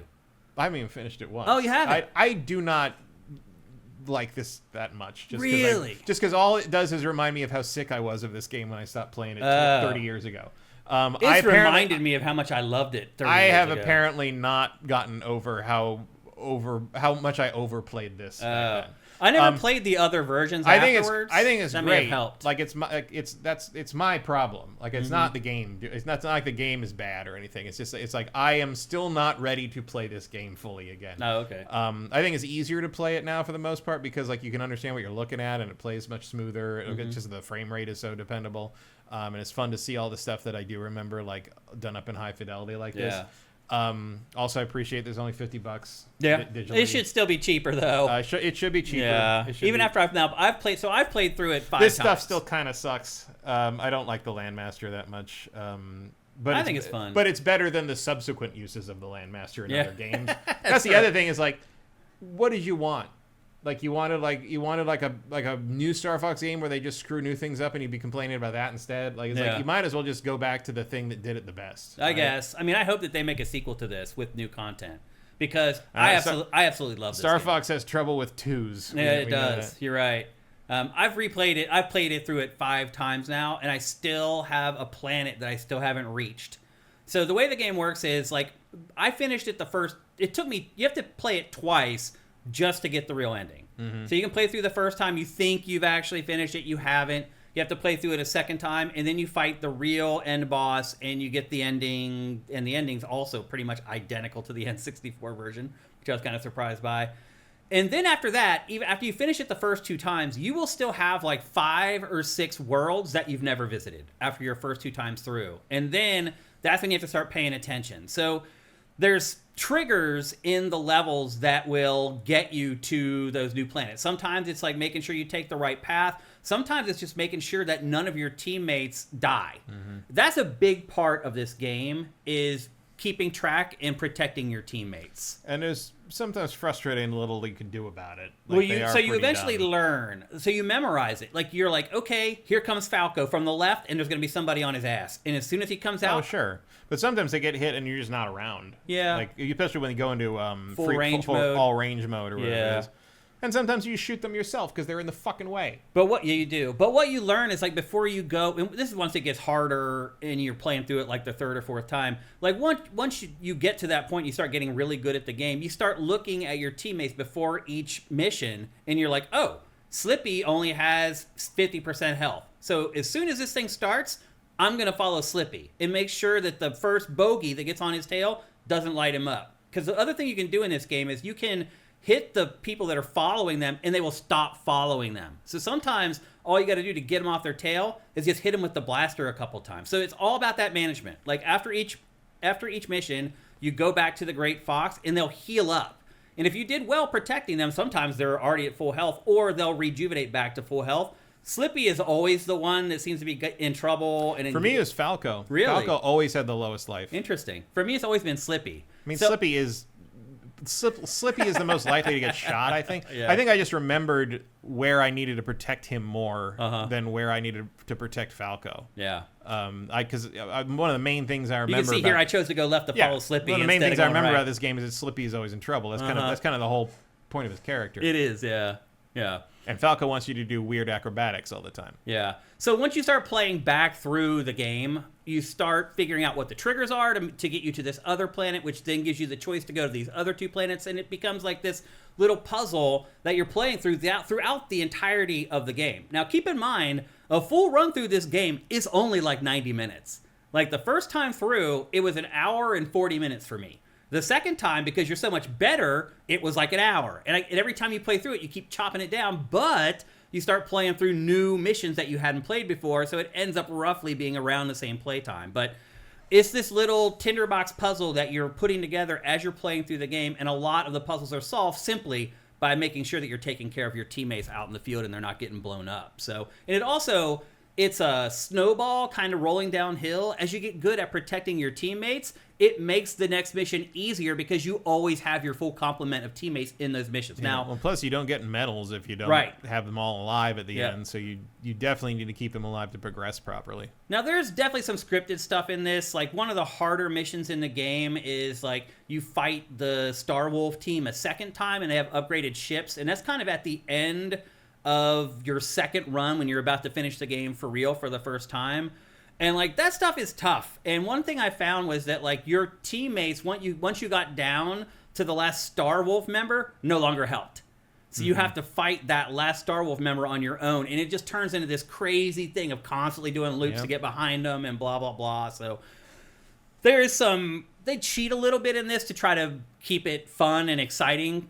Because it can snowball to the point where you're just walking through some of these missions. Because even if you just level up your blaster a lot, and you have like a 4 laser blaster, you can take out like Andros in like 5 seconds. Because your blasters are taking out his weak spots so quickly. And so they do try to use some tricks to, I think, make the difficulty a little more even throughout the game. But otherwise, I freaking love this game. I really do. I played Star Fox 64. I did not play the other versions that they worked on after that. Like, this is the first time I've come back to this since then. And this game is just sublime. I've played it 5 times. I'm not sick of it at all. I want to keep playing it because you get better at it and you start to look for new areas of the levels. Like, I realize there's a reason on-rail shooters are not a big thing anymore, but I think this, Rez, those are probably the 2 best on-rail shooters ever. Panzer Dragoon. I would put Panzer Dragoon over Rez. Maybe. But Rez is a very specific experience. It is. But as a shooter, it's not particularly amazing. But it's impactful when you play it. Oh yeah, because of the music. I mean, it's more of a package. Yeah. But in terms of being an actual on-rails shooter, I think probably this and Panzer Dragoon Zwei would probably be my picks. Yep. That's a game that needs a remake like this. You're absolutely right. I agree. But this game is amazing, man. Like, I don't know what else to say. The other thing I will say in comparison it's a very minor thing, but it made me appreciate the N64 controller in that the N64 controller has, and partly because this was designed for it, the fact that you have to take your hand off the control stick to do a loop or a U-turn, problematic. I hate it. Yeah, I agree. Because on the N64, the shooting and the braking and the missiles, more face buttons. And all because there's 6 face buttons. So the maneuvering stuff was all on the C buttons, and the shooting and the bomb and the lasers were on the B and the A. Yep. So you never had to take your hand off the stick. Yeah. It's not that big of a problem, but it's just one of those things. I think you can use the N64 controller with this if you have the one that the they one put that out works later. with Switch. Yeah. But which I would probably recommend. But you can see here, so on the right there, you're seeing this was after my second run through. And you can see all the grayed out ones are the places I have not visited after 2 runs. So the first run I did was all up top.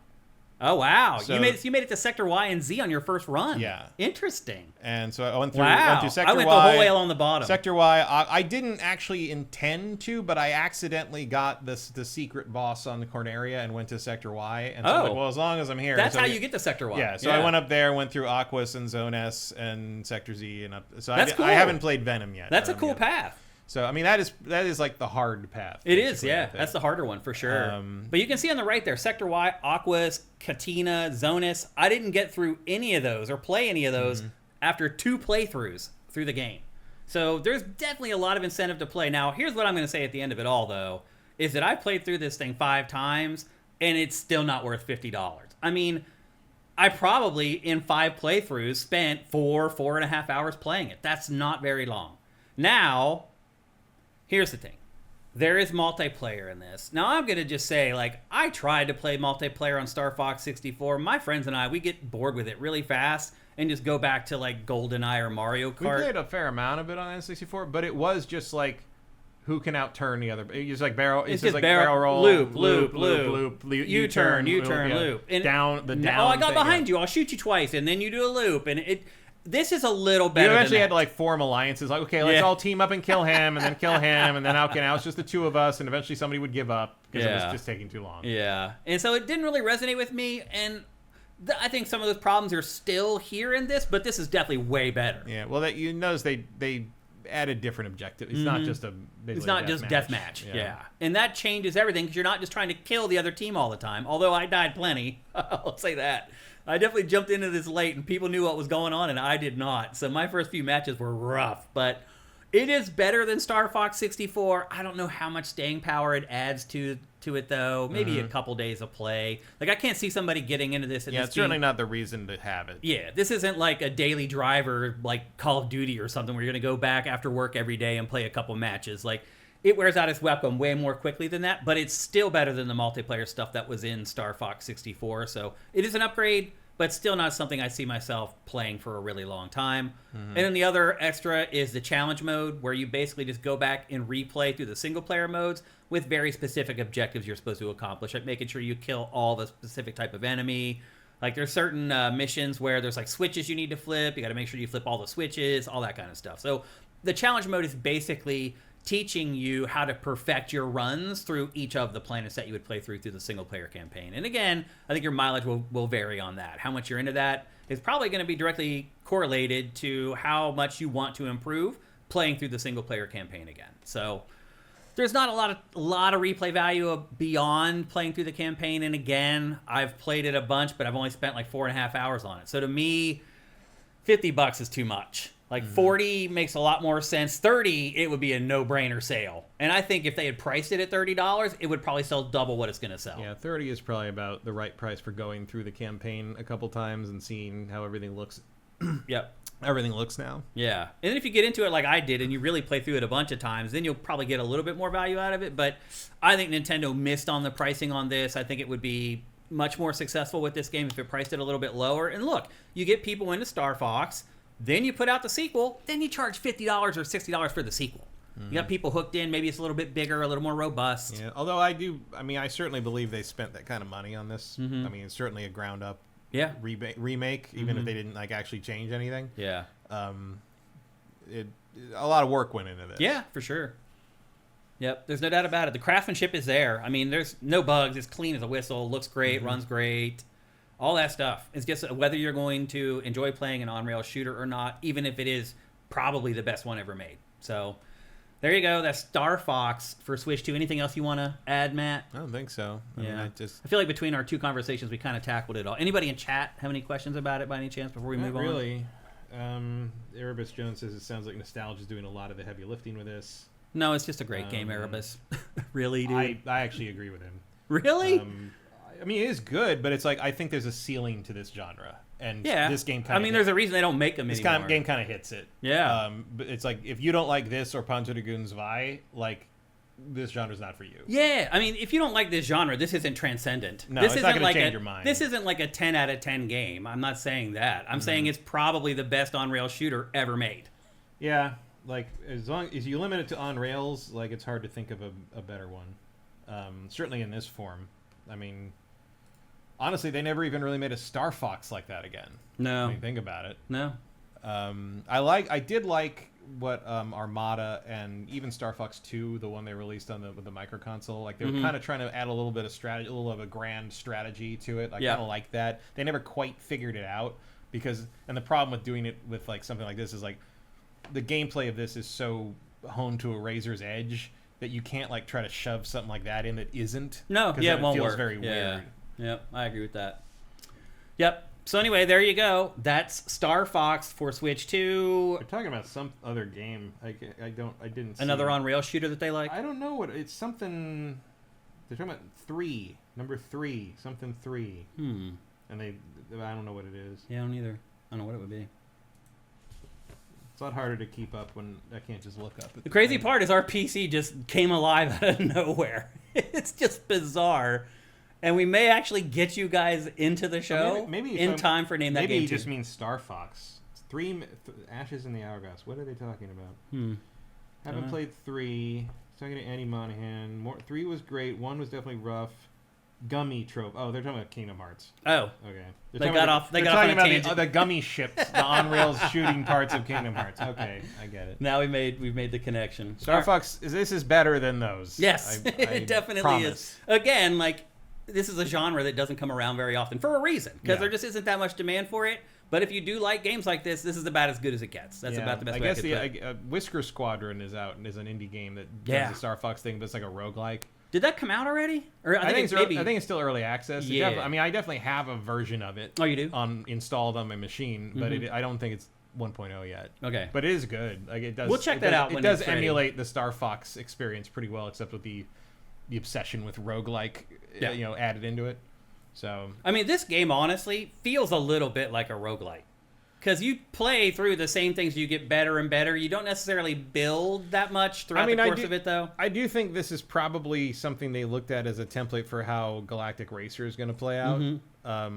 Because you build up your laser power throughout the run and blah blah, blah. And then if you get hit, it drops back down. Laser power in this maxes out pretty quick, but as long as you don't die, you get to keep it. So that kind of solves that problem. Or take major damage. Or take a wing off. Yeah.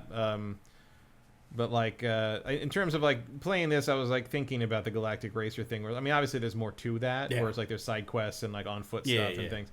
But in terms of you've got different directions you can go, and this campaign is sort of a limited number of events, and how you perform is going to determine which events you end up in. And there you go. That's basically the same thing. Yeah, it's definitely a pared down roguelike, but it's got those elements in it for sure. But again, it's 30 years old, right? So yeah, Rogue is 40 plus years old, but but still, there wasn't anything equivalent to this in the space.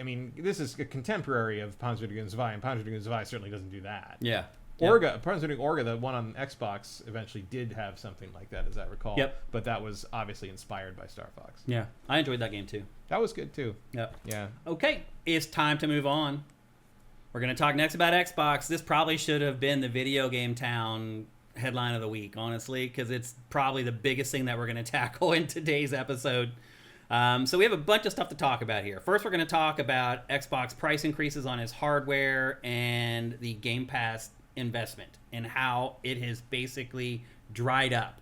So, Matt, here's the first thing, and I kind of spoiled this a little bit earlier with what I was talking about in relation to PlayStation, but here's the thing about increasing the price of Xbox's hardware. Pactor kind of laid it all out.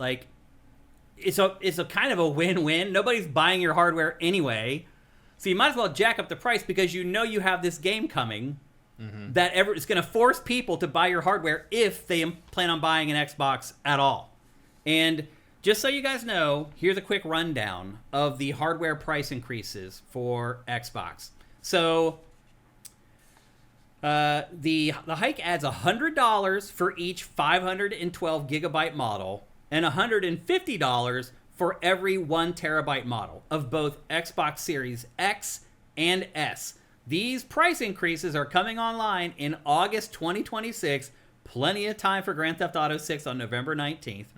So the 2 terabyte model, which I think was just introduced when they put out those 3 new consoles that I've never seen in the stores. I think, that sounds right. That's been completely discontinued. Because I think they've just realized 2 terabytes of memory is just completely infeasible in 2026. It's really crazy. So they've completely removed the 2 terabyte model. Now the cheapest Xbox Series X that you can buy is $750. That version launched at $450. That's the disc-free version. The disc drive model of Xbox Series X is now, will be in August, $800. It started at $500. You're really creeping up on doubling the launch price. Yep. The cheapest 512 gigabyte Xbox Series S model that you can buy will now cost $500. The cost of Series X at launch. The 1 terabyte model of the Series S is $599. There have been 2 price increases last year, and now this one. So 3 price increases in the last 12 months on Xbox. So the starting prices now are, or the starting prices for Series X was $500 in 2020. The starting price for Series S was $300 in 2020. That's nuts. So you're not really expecting to sell a lot of these, is what you're telling me. That's the thing. Like, Xbox has decided at this point that it does not care if it sells more hardware from this generation. And just to head off the so that was $300. The bottom S model was $300 in 2020. When it launched. Yeah. So adjusted for inflation, that's $388 today. Yeah, just for inflation. It's just 5 years. It ain't inflation. I mean, that is crazy inflation for 5 years, 6 years. But that's not what's really driving it up. No.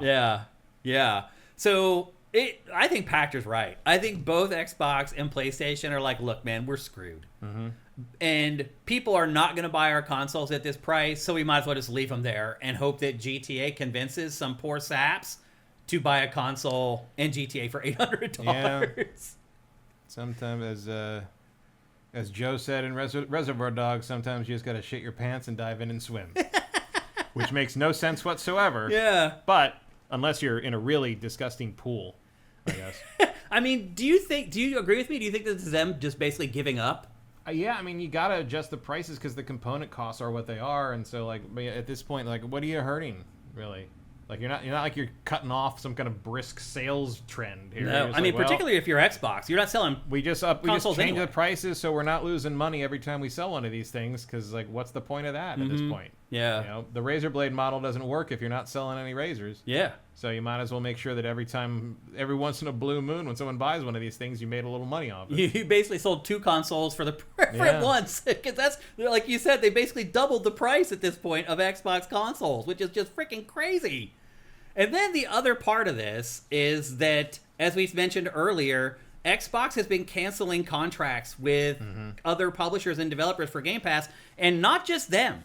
So there is a PR agency that basically is 100% Xbox, and they are going through layoffs this week. Wow.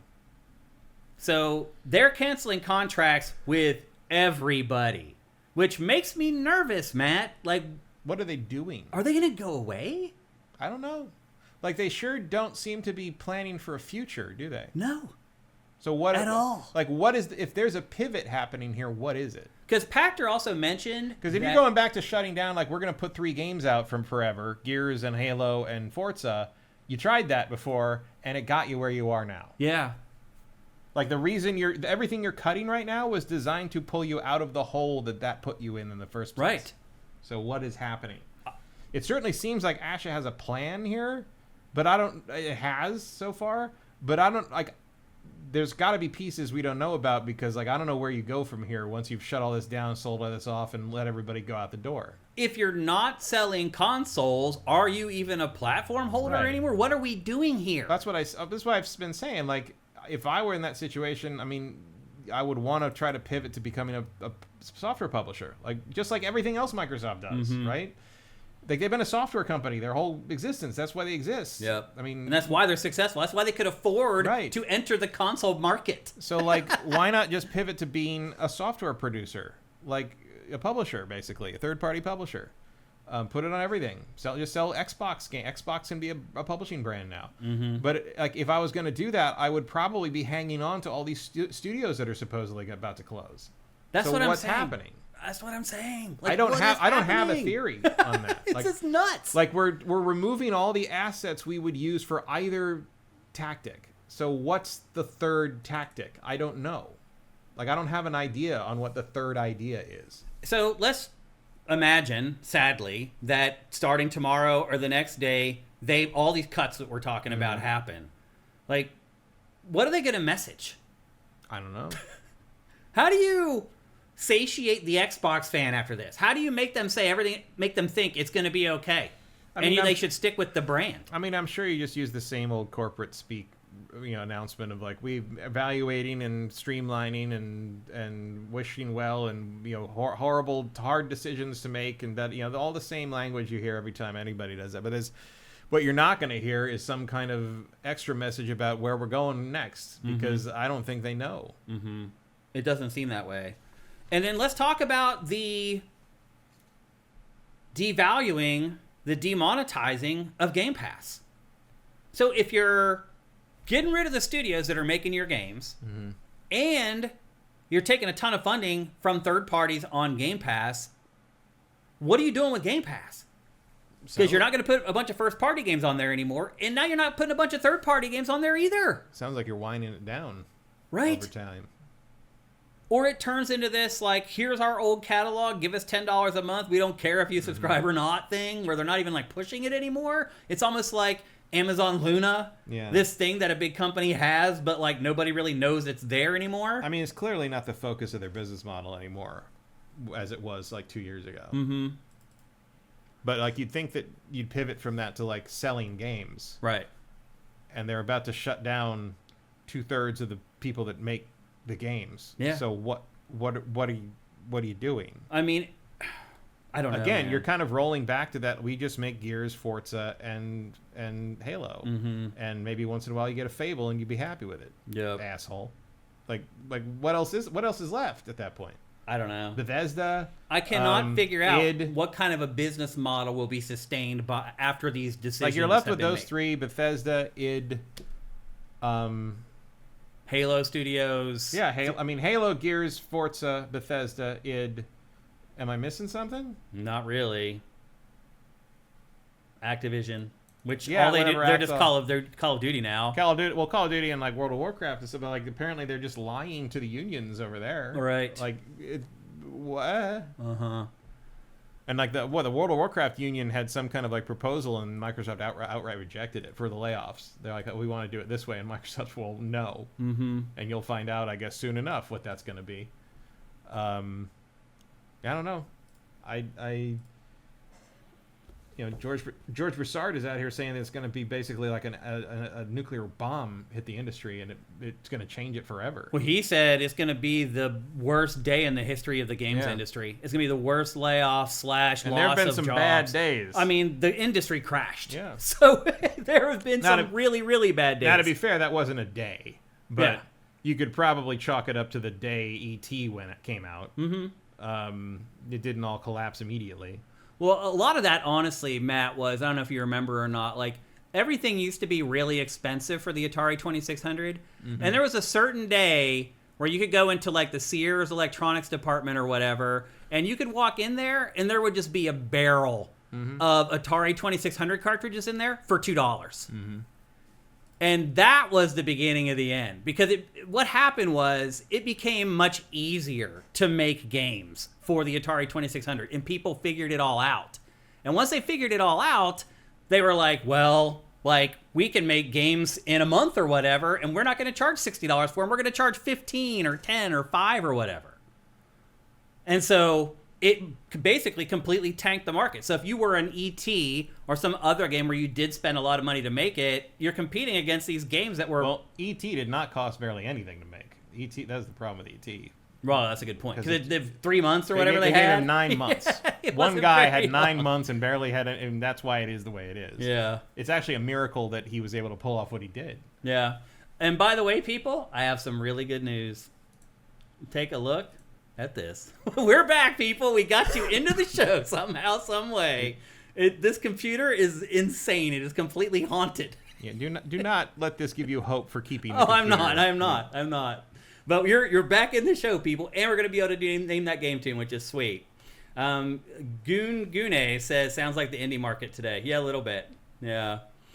And then J. Reed Vick had a big comment I want to read here. Where did he go? Here he is. My bigger concern, this is a much bigger issue facing the entire industry other than Sony and Nintendo, who are somewhat insulated for now. Xbox always becomes a poster child of their own doing, but every major American publisher selling in the last handful of years should have been the indicator. Yeah?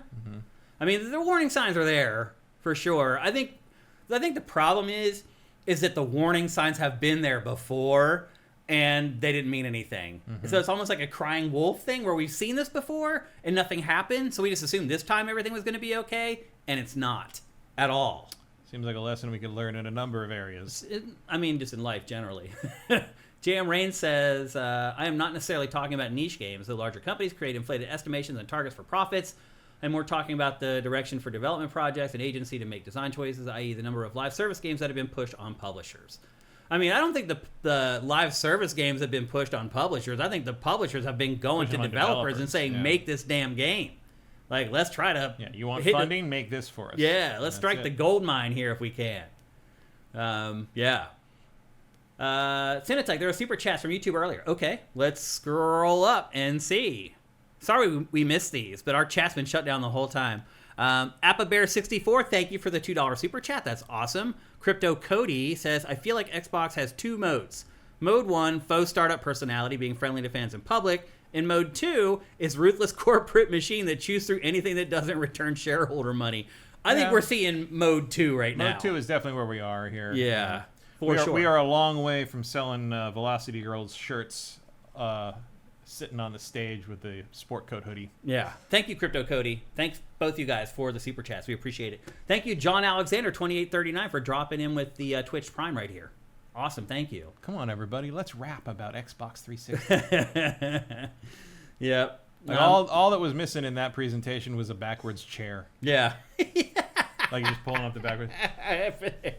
Fireside chat. Yeah. Yeah, I hear you. So anyway... You know who else wanted to play online with his 12 friends? Yeah. Well, remember, he would just sit on the stage. Yeah. He wouldn't even pull up a chair. No, that's what I mean. All he needed was the backwards chair. He could be the full youth pastor thing. Yeah. Offer the front row some granola. Yeah. So I got to say, Matt, this is one of these topics on GameFace that doesn't happen very often, where we discuss it for a while and we can't figure it out or come to a conclusion. Chat can't either. They're in the same boat that we're in. Link's so good. Thank you for Twitch Prime. That's awesome. I mean, it really feels like the whole thing's burning down. And they're not really. They're like, well, let's see what happens. Let's see what's under all this. I hate to say it, but it almost feels like Xbox could end this week. Yeah, it really does. And maybe they're trying to figure out what to do with Game Pass, what to do with the studios that they're not going to just close. I keep thinking about way back in the day, when the Nightfall storyline was going on in Batman. Soon to be a terrible 2-part animated movie, I'm pretty sure. The R-rated, of course, because that's what you need from a Batman story. The advertisements were Kelly Jones, like the really weird, exaggerated art, and it was Bane smashing him on his knee, breaking his back, and with like blood on his knee and everything. And the tagline was, because this is in the wake of this Death of Superman, and the tagline was, Batman is going where he's never gone before, away. And it's just like, I keep thinking of that with that. I'm like, is Xbox going away? Are they about to break Xbox's back and just like walk away from it for a while and be like, we'll let you know when we're ready to Xbox again, kind of thing. It feels a little bit. In the meantime, would you like to pay $700 for this thing? No, I would not really. No, and I'm not going to buy GTA either on your console. I already have one. I kind of regret paying $500 for. So I mean, if they're freaking out about 8-to-1 ratio, wait until they make a big announcement like this week. It goes to like 9-to-1 or 10-to-1. Especially if everything that was in that showcase is no longer coming out. Right. Unless someone else picks it up. It feels like that was all false advertising. And then guess what I'm going to do? Buy it on PlayStation. Or on PC. I mean, honestly, Matt, there could be like a class action lawsuit coming from that E3 presentation where they basically like tricked people into thinking all these games are coming to Xbox, and maybe they went and bought an Xbox, and then they yanked the carpet out from underneath them a week later. Yeah, I don't think you could really pull that one off. I mean, you could try. Oh, they'll try. They're class action lawsuits for everything. Right, but that would be very hard to... I mean, that basically just falls under caveat emptor, and you're done. Yeah. Like, you don't have a case on that one. Yeah. But it is bizarre that showcase seems to have almost been an auction hearing. It's like, hey, would anyone like to buy these studios? Look at all our stuff. Would you like to buy them? Undead Labs only has a few hundred miles on it. Minimal drama. That's not the right studio for minimal drama. That's what I'm going to tell you if I want you to bid on it. Yeah. Like, it really feels like you're headed for some kind of weird fire sale situation here. And hopefully enough of these studios land on their feet with other funding somewhere. But, like... Sadly... But again, what do you do with Xbox after that? I know. I don't know. Like, all the stuff we just showed you that was like a reason to buy an Xbox, we've just blown it all out into the ether.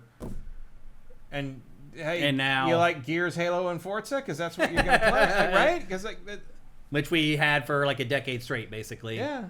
Halo, Forza, Gears. Halo, Forza, Gears. Halo, Forza, Gears. Over and over again. Oh, there's a Fable. Yeah. And like we're back there again. Yeah, it feels like we're there again with Call of Duty and Diablo thrown in. Right. Yeah. But again, those are going to be on PlayStation. Yeah.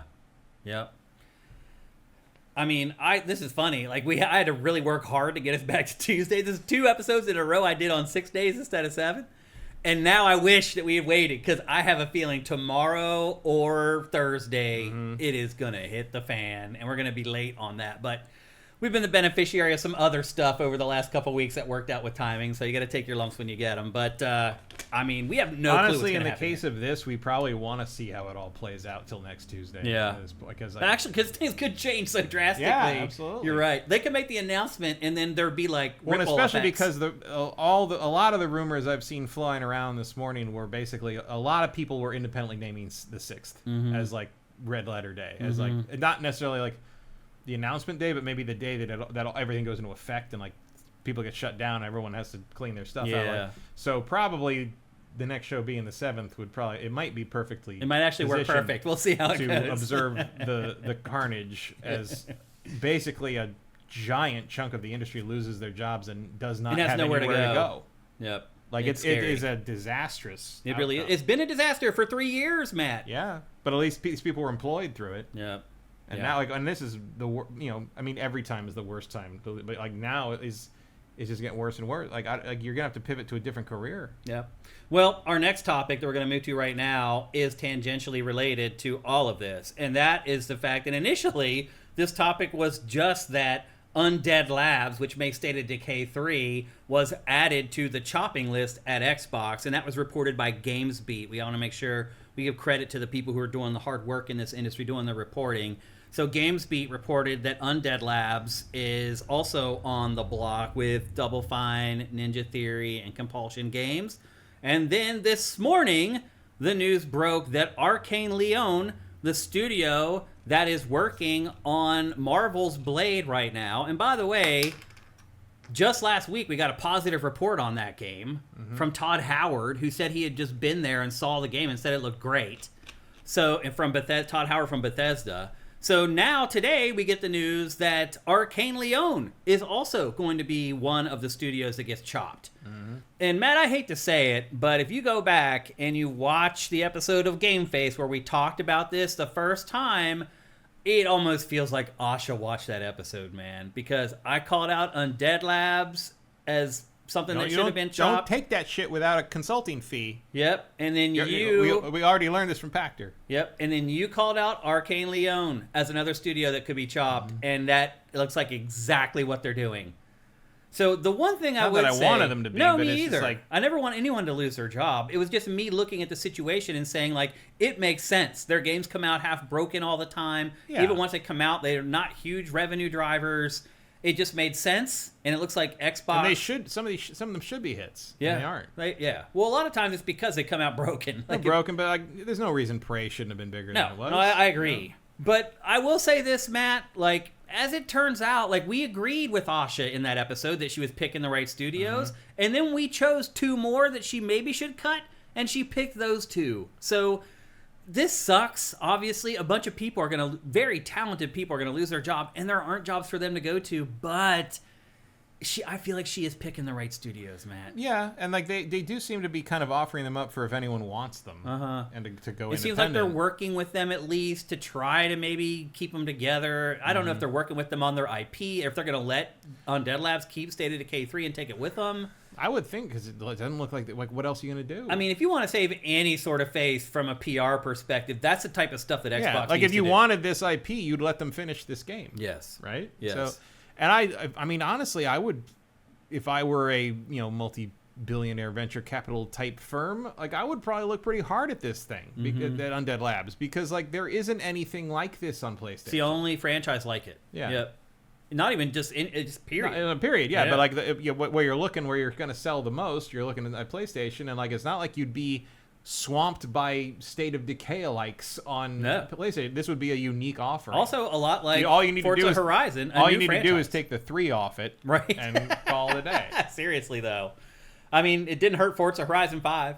No, but like I don't think racing games suffer from they're that a little quite different. The same. Yeah. In fact, I think a higher number on a racing game is maybe encouraging because it means they've like refined it many times.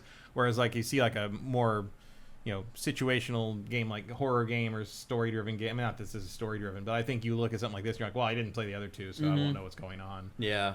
It's like we will know what's going on. Zombies. Yeah. That's really don't die. Open world zombie game.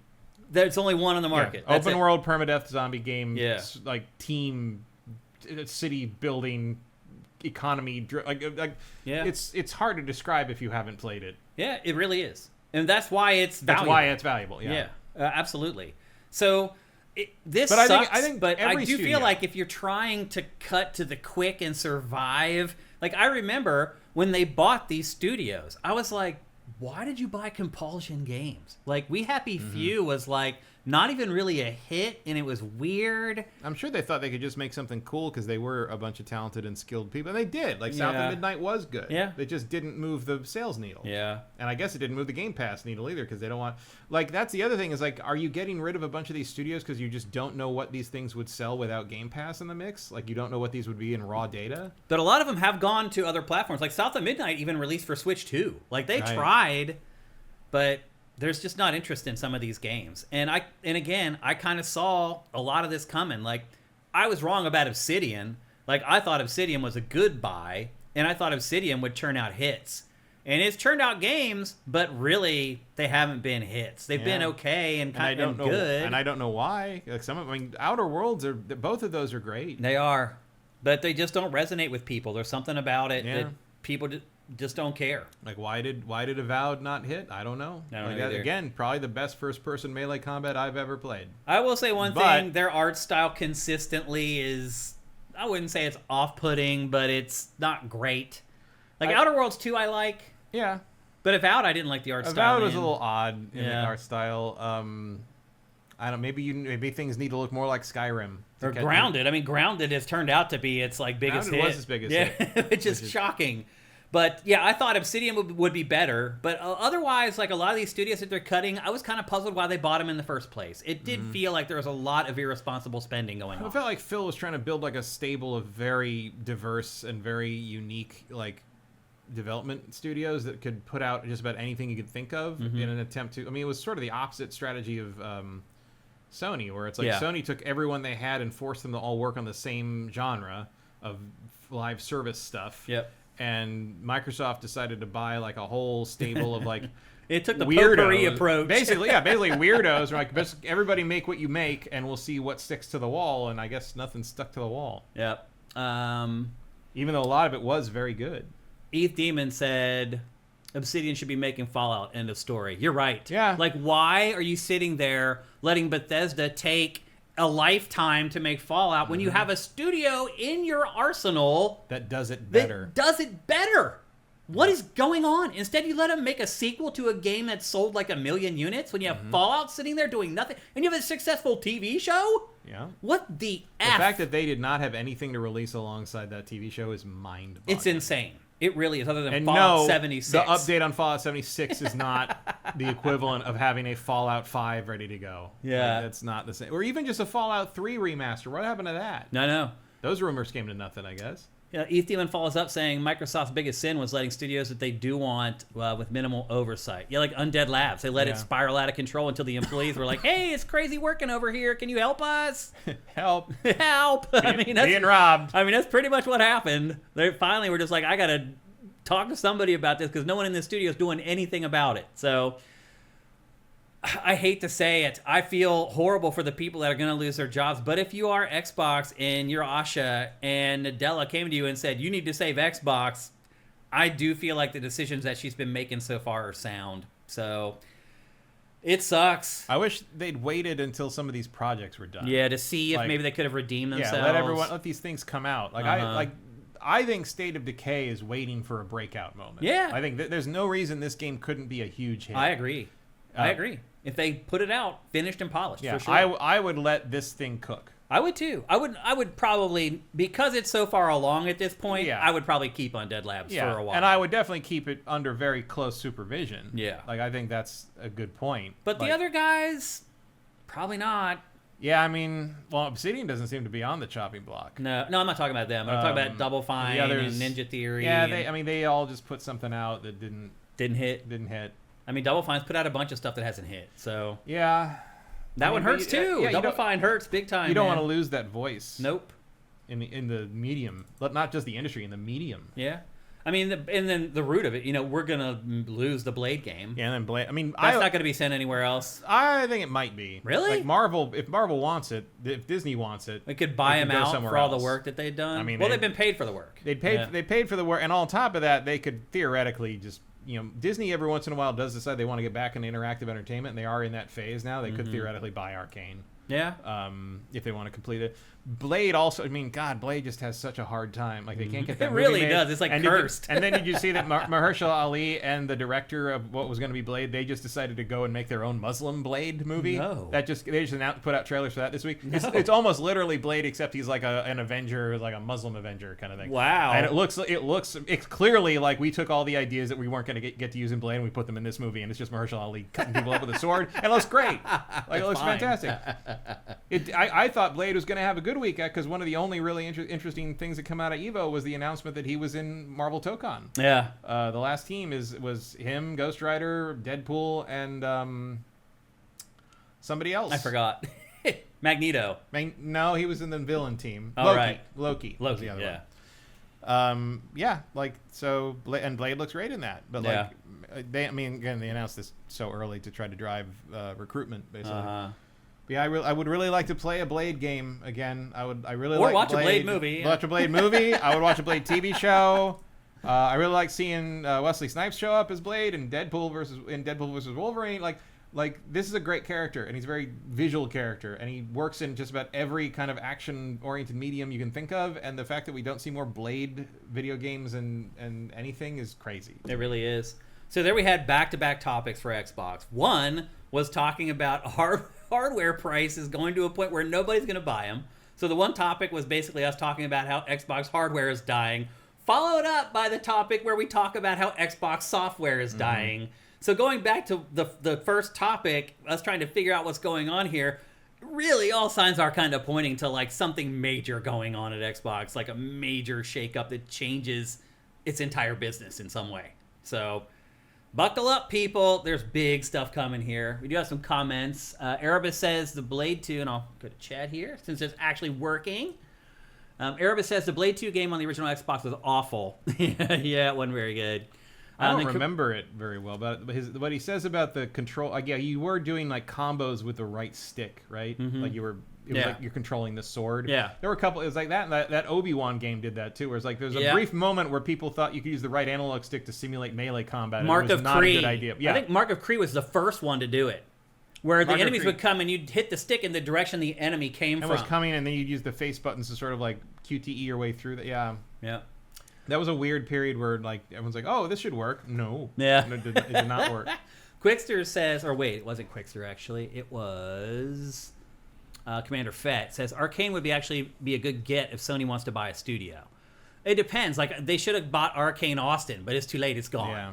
Arkane Lyon is different. Like they made the one game of the year contender. What was that shooter that like it was like a roguelite shooter? Deathloop. Yeah. That was a game of the year contender. So they have some skill for sure. Dazzles 369 says Blade 1 is the only good Blade movie, which I do agree with. Yeah. Quickster says, how in the hell is Matt Booty still employed? He was head of studios throughout all of this floundering. I question why Phil Spencer was employed for years and years. I was like, that dude should be fired, and he never was until it was too late. Cinetike says, with the price hikes and next-gen consoles supposedly coming next year, why buy a console right now? Because they could go up again? Yeah, to play GTA 6. That's it. Because they could go up again. That's literally it. They could literally go up again before GTA comes out. That's true. Otherwise, there is no reason, Cinetike. None. Squishy Muffin says maybe we see a Supergirl game. That is not happening. No, it doesn't seem like it. It doesn't seem like it at all. Next time, maybe don't release your B-list superhero character movie between two of the largest releases of the summer. Between Toy Story and Minions, like that any movie was going to be eaten alive, and especially in today's environment. Oh yeah. And I mean, people are much more picky about what they pay for to see in theaters, understandably so, given the economy. And I did see Supergirl. I liked it. I thought it was fine, but I will say two things. A, it's very drab and gray, and I mean, it was like watching a Gears of War movie. It was Wow, it's so like washed out. It's all gray and brown and like the comic it's somewhat based on Supergirl Woman of Tomorrow is one of the brightest, most colorful, like crazy, like psychedelic space things I've ever seen, and I'm like, where is all this in this? Because if it you know, think like as bright and colorful as like the Guardians movie. Yeah. And I know they don't want to repeat themselves with Guardians all the time because James Gunn's running the. I get it, but like. Yeah. If those images had been, I can't remember the guy's name because he's a Brazilian artist and he did it with a Brazilian artist and colorist and they just did this like incredible, like it's a psychic. I mean, it's like remember it. It's like those old Mobius like heavy metal covers, cool. like that kind of thing. Yeah, It looks very much like that. And I think if the imagery in the trailers had looked like that, you would have more people that wanted to see it. I mean, the trailers did nothing for me. No, to your point, the trailers were not amazing. Yeah. Again, I liked it, but I also liked He-Man. What the hell do I know? All right. Well, anyway, there you go. That's 2 Xbox topics in a row. One about hardware and one about software, and both of them were bad. Mm-hmm. So we'll see how it all shakes out here over the next 7 days. I cannot wait to get back here next Tuesday to do GameFace episode 487. It's going to be an awesome one. Not that this one isn't. All right. Next up, we're going to talk about what looks like the only sort of second party-ish game that Microsoft is working on that is going to survive. And the only reason it's surviving, Matt, is because it's Kojima's game. Mm-hmm. And it is a game called OD. Now, after Summer Game Fest, not E3, whatever the hell you want to call it, was over, there was a huge feature article done by, I believe, Entertainment Weekly. I may be wrong about that, but a major commercial casual publication got this huge exclusive on Xbox where they went behind the scenes during the press conference and got to talk to all these people, and they got to talk to Kojima about OD. And he finally shared with this stupid ass commercial website the first information about this game. First of all, it is co-written with Jordan Peele. I think most people know that already. Mm-hmm. He's the genius who made Get Out, which I think is maybe one of the best horror movies of the last 20 years. The game is going to star Sophia Lillis, Hunter Schafer, and I'm going to mispronounce this, I'm sure, Udo Kier, who's now dead. He's going to appear posthumously. Mm. Are you familiar with that name? Posthumously, yeah. Show me the spelling. Udokier. I don't remember who that is. Yeah, I know the name, but I can't place him. Yep. Well, Kojima finally shared some comments about the game. He said, I wanted to do something new. I wanted to do something different. I had this OD concept since I was working on Death Stranding 1, and I was working on it just by myself. He says, I can't reveal much detail, but it's something that no one has ever seen before. I feel like I've heard that a million times. Yeah, I've heard that. A new game system. Every once in a while, the reason someone hasn't, no one's ever done this before. Sometimes it's because other people have thought of it and realized it was a bad idea. Exactly. Here he says it. He says, a new game system. I pitched it to many people, to the big companies, and also to the up-and-coming companies. Mm-hmm. All of them said the same thing. They said that I'm crazy and that they really don't understand the concept. Yeah, you know what makes me think of, and I don't mean this to be mean, but it makes me think of Shenmue. Yeah, a little bit. Same vibes. And it's not like there wasn't anything there. Right. Yeah. But it wasn't that. Yeah. Was it? Nope. There are elements of Shenmue that have influenced games forever after that. Yeah. But at the time... But we're not on Shenmue 8, are we? Yep. They said that I'm crazy and that they really don't understand the concept, that they will not be able to do it. He says, I wanted to go beyond the limit of the scariness, quote unquote, that other games had reached. It's a single-player game, and I wanted to make it as scary as possible. But for those that might stop playing when it gets too scary... I have thought of a system that will allow them to keep going. I can't say much more because it'll give too much of a hint on the system, and I could get in trouble for saying too much. I am Grim Shadow, said Grim Shadow, his triple wand claws extending, and I am here to take it to the limit.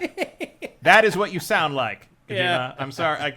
That's a Penny Arcade reference for people that don't get it. But, it just sounds like the most, ridiculous. Too scary. What's it gonna be? Turn everybody into bunnies? Right. What is that gonna be? Is it like the arachnophobia mode? It turns the lights on. Yeah. She just pops up and she's like, "Why don't you take a break? It's okay. Everything's gonna be all right. It's just a video game." How are you gonna do that? Like, am I I gonna break have the fourth wall? Am I gonna have the vitality sensor on my finger? Yeah, you're gonna know that I'm too scared. But out of all my heart these rate rises games, when I'm annoyed too. You know that? But out of all of these games that Microsoft has in its stable, and all these other publishers and everyone else passed on it, it's the game that Xbox is gonna stick with. Like, I'm not saying this isn't gonna sell better than State of Decay 3, but at the same time, I'm not gonna bet against it either. You know, it's like, well, here's my thing. we all saw what Death Stranding 2 did. Yeah. Does it look like any other game that Kojima worked on? Oh yeah, it looks like PT. I mean, it looks like he's just repurposing PT. I mean, I'm clearly the subject matter is different. Like, it's not quite the same thing as he's fleshed it out a lot. But I'm kind of glad that this is going to happen, because finally we can put to rest my theory that the only people who give a shit about PT are this tiny little sliver of weirdos who think it's the scariest thing they've ever played, and to me it was the most boring thing I've ever played. The yawner. I'm like, how many laps do I need to take around this fucking house before something fucking happens? How many times do I have to look at the same picture over and over? Oh, but she was up there looking at you. Who care. fucking cares? Like, I'm sorry. Like, it's like the analog horror stuff that's just like, I'm like, okay, like, what, you didn't get scared by Skinamarink? I didn't know what the fuck I was looking at in Skinamarink. I don't, it's not for me. It's a little bit like the end of the first Blair Witch Project film. Oh, yeah. Where it's like, either people were terrified by that last shot, or people were like, what the F? Yeah. I was like, oh, we're finally going to see something. No, I guess not. All right. I saw Blair Witch. It was a midnight show the night before it came out in the Palo Alto Square in Palo Alto. It was a packed house. Yeah, it was huge. Everyone, they were all screaming their heads off, and I was like, are you guys watching a different movie? I don't... They had fallen for the whole thing. Like, it's pretty creepy how much mucus is coming out of her nose right now, and I don't know why she chose that camera angle, but I'm just saying it's not scary. Well, I think they chose it so it looked like it was found footage. Oh, I mean, they all shot it themselves. There was no, I mean, that adds the authenticity of it. Quote. Because you forget, if you're not too young, you weren't around, or you weren't paying attention. Like, there was a whole viral, like, almost ARG campaign where, like, they tried to play it up as though those actors were really missing. Right. Like, it was a whole they tried to act like it was real. Yeah. And then they did a red carpet premiere stuff, and you're like, wait, you're dead. dead. I thought you were dead. Like, no, she's fine. She's all right. Yeah. So anyway, you know, I couldn't get through the whole PT thing, so I just had to like go on YouTube and watch the ending here with, with Norman Reedus. I mean, I imagine that this is not like the OD is not going to be quite as obtuse as what that. I mean, that was basically a giant weird puzzle box sort of thing. Yeah. Without wasn't very clear about what you're supposed to be doing or how. Any reward was... Well, Norman Reedus isn't in it, so that's one sign. That is a bonus. And Guillermo del Toro was working on this with him. I don't know if he's working on OD, because he's got Peele working with him on that. I have a feeling that no matter what Kojima does, he's going to at least talk to Guillermo del Toro on the phone about it. So I'm sure he gave some input at some point, even if he's not credited. Yeah, they're friends. Yeah, and then Kojima I would ask Guillermo del Toro about like some horror thing I was making by default. Yeah. So. Then Kojima also gave the first screenshot ever from OD to Entertainment Weekly. And there it is. I mean, there's some footage, obviously, in the trailer we just showed you, but this is the first ever screenshot he's ever released for the game. I mean, it doesn't look like a room I'd want to be in. No. Also, having a TV in the hallway is a little odd, but... apparently, the Elf King back there is not happy that we've shown up at this hour. Yep. The individual fidelity is remarkable. Mm-hmm. Yeah. It looks better than PT. I've never seen doors that looked moister. Or painted more times. Yeah. Yeah. So anyway, that's what we know about OD, which is a lot more than we knew before Kojima did this big story. And it is interesting that based on this game is being kept by Xbox versus all the other studios and games that are being canceled. I'm sure Xbox looks at it like, man, he could poop in a box and we'd keep Kojima's game in the roster. Like, it's Kojima. So, you know, Xbox has waited a long time to work with him. And he has the reality distortion field that Peter Molyneux could only dream. Right. Yep. That's a good way to put it. Yep. Okay, let's move on. We're going to talk next about... You won't believe it. Actually, Turnitata says Norman Reedus cradles you like a baby when you get scared. That's the system. That's what he can't talk about. There it is. Again, like people, that. if you want us to read your stuff, always go at SIFTD Games in the chat. If you type something funny, make sure you go ask SIFTD Games so we can make sure it gets into the audio of the show. Keeley will tell us all about it because he played it last summer and he can't wait. He's really been excited to share it with us and have us have this experience with him tonight. That's what he always says. I played this last summer in Japan, and I can't wait. Yeah. He says it every time. I've been waiting all this time to share. Basically, if you want to shadow Jeff Keighley in the summer, and you'll play some crazy shit. It sounds like. Apparently, just follow him around. You don't even know it. Just follow him around all the way to Japan. Okay. Now that's a reality show I'd watch. Seriously. Tailing Keighley. Yeah. Next up, we're going to talk about a frickin' Souls-like called Valor Mortis that I played. Shane Satterfield took the initiative to play a Souls-like, and this is one of the weirdest ones you will ever frickin' play. It is a first-person Souls-like. It's played entirely in first-person mode, and you play as a soldier in the French army, and Napoleon is in your ear. So I don't know how back during this time supernatural elements are in this game because Napoleon talks and you hear him, but obviously the technology didn't exist back then for that to be possible.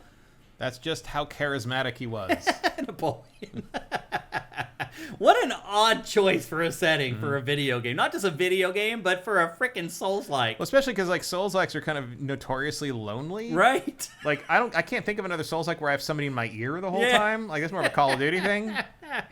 Yep. So this is a first-person Souls-like. It's set in 1817 France in the middle of the Napoleonic Wars. You're a soldier named William, and you're seeing here in the cinematics, like you wake up and all your comrades are dead except for you. And some of them have come back to life as these weird, like, blood magic zombies.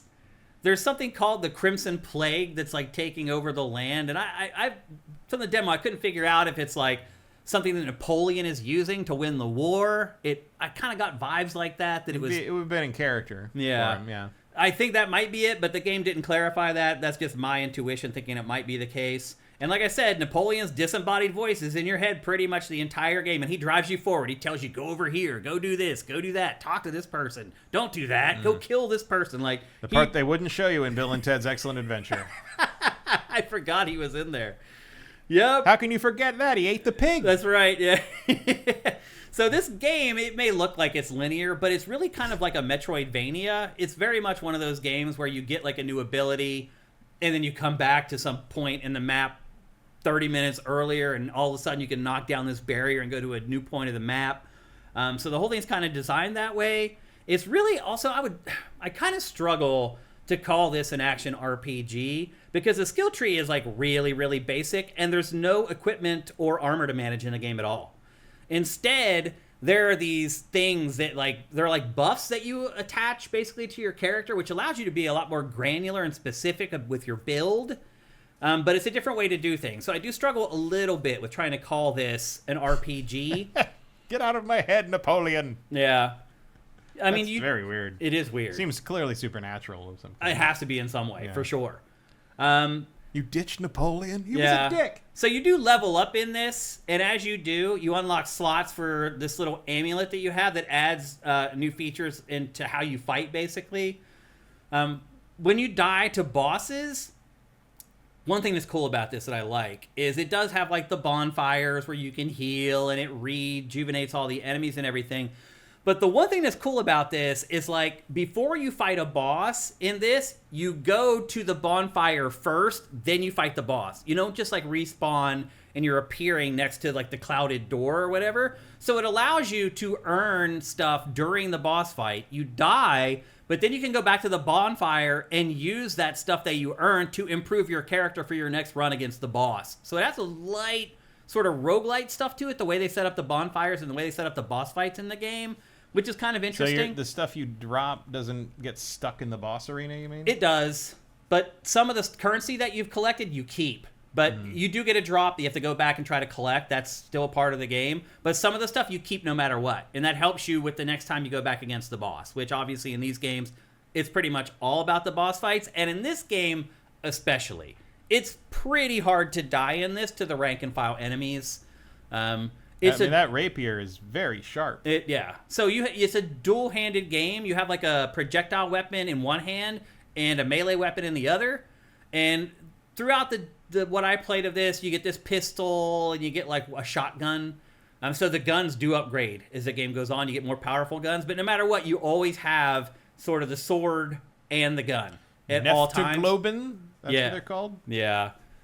And the gun is almost entirely designed to shoot weak points, not just on enemies. And enemies will have them, and they'll basically just like go into like a limp mode, so you can just walk up and kill them with the sword. But it also works in the environment. Like you shoot trees, and they'll fall down, and it'll let you get across gaps and things like that. So the gun can be used against enemies to fight against enemies. It can also be used for environmental type stuff. But again, it is like a dual-handed game played pretty much entirely in the first-person perspective. So you have light and strong attacks, there's parrying, there's dodges, there's a stamina meter, which I'm always not a big fan of. And then enemies leave stuff behind that you can collect, and you use that to level up. As I mentioned, there's bonfires, they're called lamps in this. You can level up, you can heal, it resets the enemies.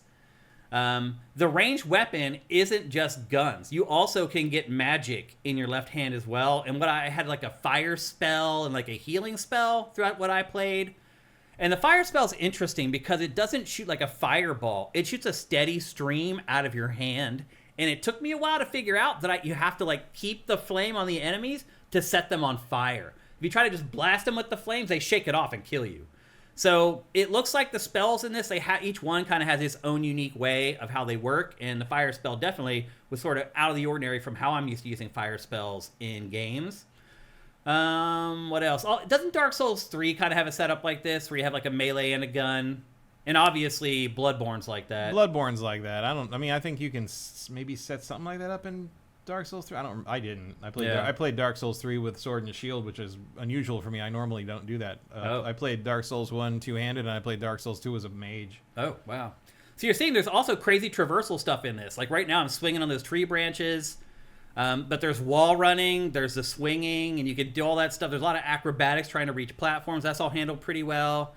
The one thing I will say about this is that enemies can come from pretty much anywhere, because what happens is they're reanimated dead soldiers. So you walk into an area, there's just a bunch of dead soldiers laying around on the ground. You don't know which one's going to revive and like get up and attack you. So there are definitely times in this where like you get attacked from off screen where you can't see and you don't know they're coming. But again, the damage that the rank and file enemies do in this is pretty manageable. So even with that, like I rarely found myself dying because of it. But yeah, they can pretty much come from anywhere. What else is there to say about this? You can do perfect parries to stun enemies. So if you time your parry exactly right, it will like knock the enemy back, and it gives you like a little window to jump in. You can fire your weapon to finish them off or hit them with the sword. What else? Oh, there's the other spell that I found actually was a health spell that you use while you're blocking, and then you release the spell. It does this crazy like shockwave that flies out, so it actually heals and does damage to enemies. And I've never seen a healing spell like that before. I thought that was pretty cool, but I only got to really try out 2 in the amount of time that I was able to play. I mean, there are necromancy spells that do that in some games, but it's not common in a game like this, or a game like a first-person action game. That's for sure. Well, it's actually a shield spell, so it absorbs like whatever you're taking with the shield. Then you can. Well, that's the best spell in Witcher 3. You're right, actually. That's true. That is one of the better spells. Once you upgrade it. Yeah. To do that, but yeah. Yep. What else? I think that's pretty much it. Yeah, eventually you do get a rapier. Is that how you say it? Rapier. Yeah. Instead of the standard one-handed sword. And then I got a musket. It wasn't a shotgun. Yeah, that's a standard. I believe you have a standard army issue saber there, which would not be. I mean, that'd be a stronger weapon than a rapier. A rapier is more of a pokey weapon. Yeah. This one seems to be taking heads and arms off in a way that a rapier of the time probably would not be able to. You don't actually have the leverage for that. Right. With that kind of a weapon. So yeah. That's more of a claymore sort of thing. Yep. So not a lot of claymores in 1800s France. Though. Yeah, I don't think so. But I was wrong. It was not a shotgun. You actually get like something that's period appropriate. Like a blunderbuss. Yeah, it's not like a modern shotgun or anything like that. But again, I mean, if Napoleon's psychic, why can't he give you future weapons? Right. I mean, this is obviously a supernatural game. You have magic, and Napoleon talks in your ear and all that kind of stuff. So Napoleon doesn't talk in your ear? No. Thank God. That's the one voice I do not hear in my head, Matt. Triomphe de Napoleon. Napoleon. So anyway, I actually enjoyed playing this. The water slide. And you guys know I am not a fan of Souls-likes. The other thing I would say, too, is like the first boss I fought in this was not impossible. And that is one thing I wish other Souls-likes would do. Like, I get it. You want to make it challenging. I don't feel like I should have to fight the first boss in any game like 15 times. Like, I think I fought the first boss in this like twice or something like that. Learned a lot the first time. Applied it the second time. Barely won the second time. Like, to me, even in games like this, that's how the first boss should be. It's okay if you want to ramp it up later, so it's taking me 15, 20 tries to beat it. But the first boss in a Souls-like, I feel like should always be a little bit easier. And they do that in this game. So I do feel like there's a good ramp of difficulty. I do not think it's as difficult as a lot of other Souls-likes that I've played. And I will say this too. The first-person combat feels really good in this. Not as good as Avowed, but it is close. It is really, really good. And I was impressed with that. Because I saw first-person Souls-like. I mean, I think a lot of people would think, oh, that's a terrible idea. Because usually first-person combat is very janky and weird. But in this, it works very, very well. And I never felt like the first-person perspective caused me to die, which is pretty much all I can ask playing through a Souls-like, if you ask me. And here you can see I'm getting my fire spell for the first time. And you get those from those weird stations where those dudes are kind of like encrusted in the oval or whatever. And so once I get the fire spell, you can see down below there's a wall down there that's like weird, like honeycombed. Now you can use that fire spell to take down that wall and access new areas. And that's how I was saying earlier that the level design's kind of like Metroid or whatever. So anyway, that's Valor Mortis. It's coming to PC, PS5, and Xbox Series X. And it's coming pretty soon, too. Its release date is October 13th, so it's coming in the Halloween month. There is a demo of this right now on Steam if you want to give it a play yourself. And it's pretty long. Like, I think I played the demo for probably an hour and a half or 2 hours maybe, which is crazy. So I got a really, really good taste of this. And again, I really liked it and I was impressed with it and had a lot of fun with it. So again, it's Valor Mortis coming October 13th, coming to PC, PS5, and Xbox Series. What do you think of that, Matt? Interesting. Interested? Sorta. I don't know if it doesn't look like the combat's as good as you described it just looking at it. Yeah. It feels good though. It really does. I definitely see that like you're getting blindsided a lot because they do come from anywhere. Yeah. Which I know would annoy me. That is annoying, but again, like the difficulty's kind of tuned for it. In a Dark Souls game, that's death pretty much. In this, you can kind of shake it off and. I don't know. I might try the demo. Yeah, it's free. It's on Steam right now. You can check it out if you want. And again, it's still a few months before it comes out on October 13th, so you have plenty of time to download that demo and check it out. Let's see if we have any questions in chat before we move on about this game. Cinetyke says use Palantir to track Keeley and make an app out of that. That's funny. We got Mr. Jack535. Thank you for Twitch Prime. That's awesome, man. Appreciate it. Cinetyke says Napoleon cameo is uber cool in the novel The Count of Monte Cristo by Dumas some 170 years ago. Yeah. Okay. All right. Let's move on. Let's see how we're doing for time here. Getting up against it. We may have to jump the next topic because it's a big one and I don't think we're going to get through it. And the other ones I think are more interesting and less time. So we're going to jump past that one. And our next topic is Star Wars Eclipse and Quantic Dream. So Quantic Dream, which is a studio behind games like Heavy Rain, Beyond Two Souls, Detroit, Become Human. They're some people would argue experts at the adventure genre. I would not argue that, but okay. Some people do. Some people argue a lot of things. That's true.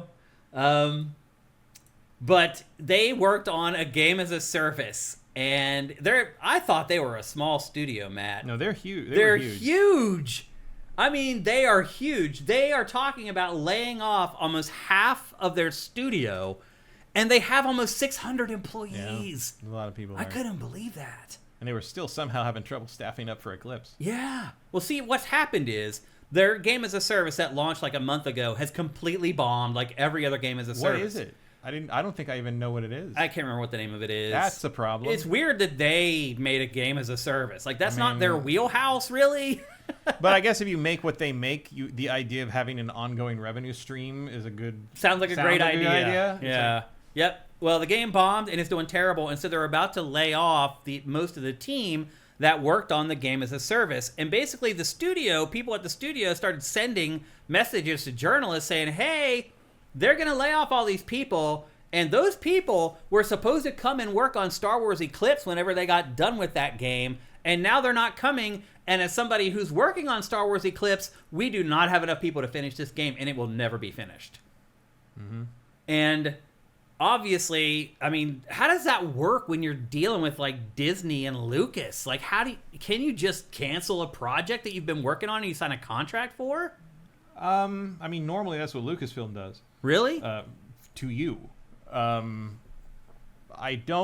can't recall an instance where the contracted developer or partner just sort of gave up on something and said to Lucasfilm, yeah, we're actually not going to do this. Like I can, Lucasfilm cancels a bunch of stuff, but I've never heard of the contractee like canceling on them. Right. Like that would be a new wrinkle. What would happen if this game, I mean, it's already like 5-6 years into development. Yeah, I mean, it depends. Like if Lucasfilm and Disney are funding it, then they'd probably, they'd have to agree with Quantic Dream that it's just not going to happen. If Quantic Dream just decided out of the blue, like, we're just not going to do this anymore, they'd probably be in breach of contract and there'd be legal kind of consequences. Right. Is this game a good idea, Matt? No. Yeah, I don't think it is either. I mean, and not just because I hate this company, but because like I think the High Republic stuff has proven to not be a particular interest to the mainstream audience, which I don't agree with. I think the High Republic stuff is interesting. Like I think I like the glimpses you see of it in Jedi Survivor. I read one of the books, I thought, and some of the comics, I thought they were pretty good. I like the aesthetic of all of it, but it just doesn't seem to hit with your general Star Wars casual Watching that fan. Trailer, it's very hard to tell it's a Star Wars game. Until the end, it gets a little more obvious. But you recognize some of the aliens. And yeah. Like you kind of get. It's not like that Fate of the Old Republic trailer where as soon as you saw that joystick in the leather chair, you're like, oh, it's Star Wars. Yep.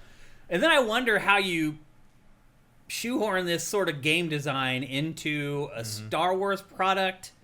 Well, I mean, you just run around going, Luke, Luke, Luke. I'm your father. I'm your father. I'm your father. And then you have a really awkward chase sequence where everybody stumbles over all the Quatu fruit or whatever and trips over quick time events, jumping over the fruit. Trips over Glup Shido 4 times, and there you go.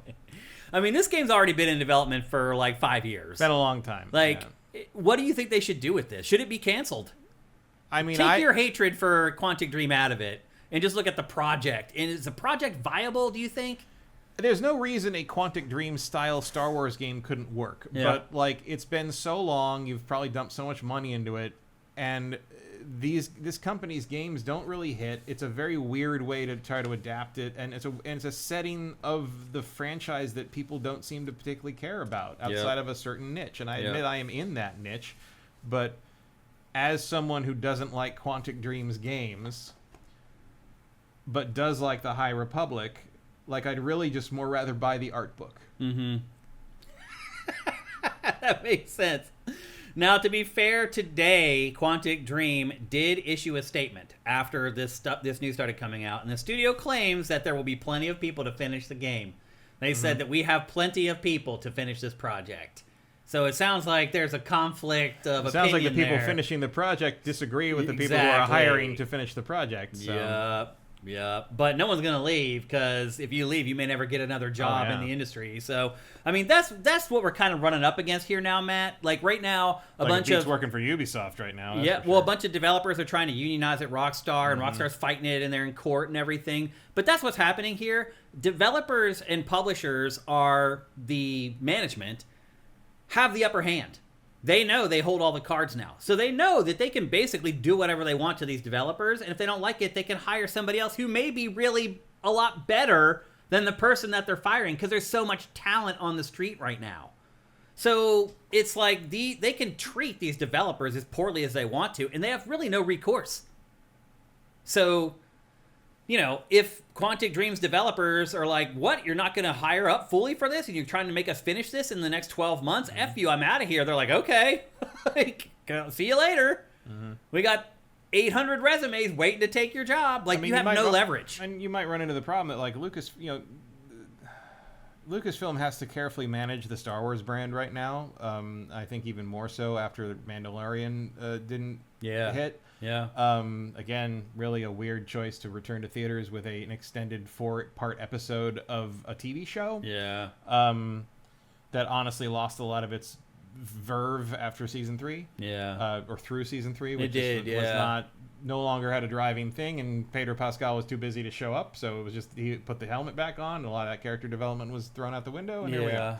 I think they probably should have put out the Starfighter movie first, which is next year. Yeah. So now you got to kind of manage this brand very carefully. You've had an underperforming film. You've had an underperforming major game in the form of Outlaws. Once again, is it a dying brand, Star Wars? It's not a dying brand, but like they need to stop thinking that every possible form of this brand will be successful. Will be a hit. Because you have to. There's certain things people are interested in when it comes to Star Wars, and certain things that are window dressing, and you can't base a whole thing around it. And one of those things is the underworld criminal element. That is window dressing that comes from the Western side of the pastiche of Star Wars.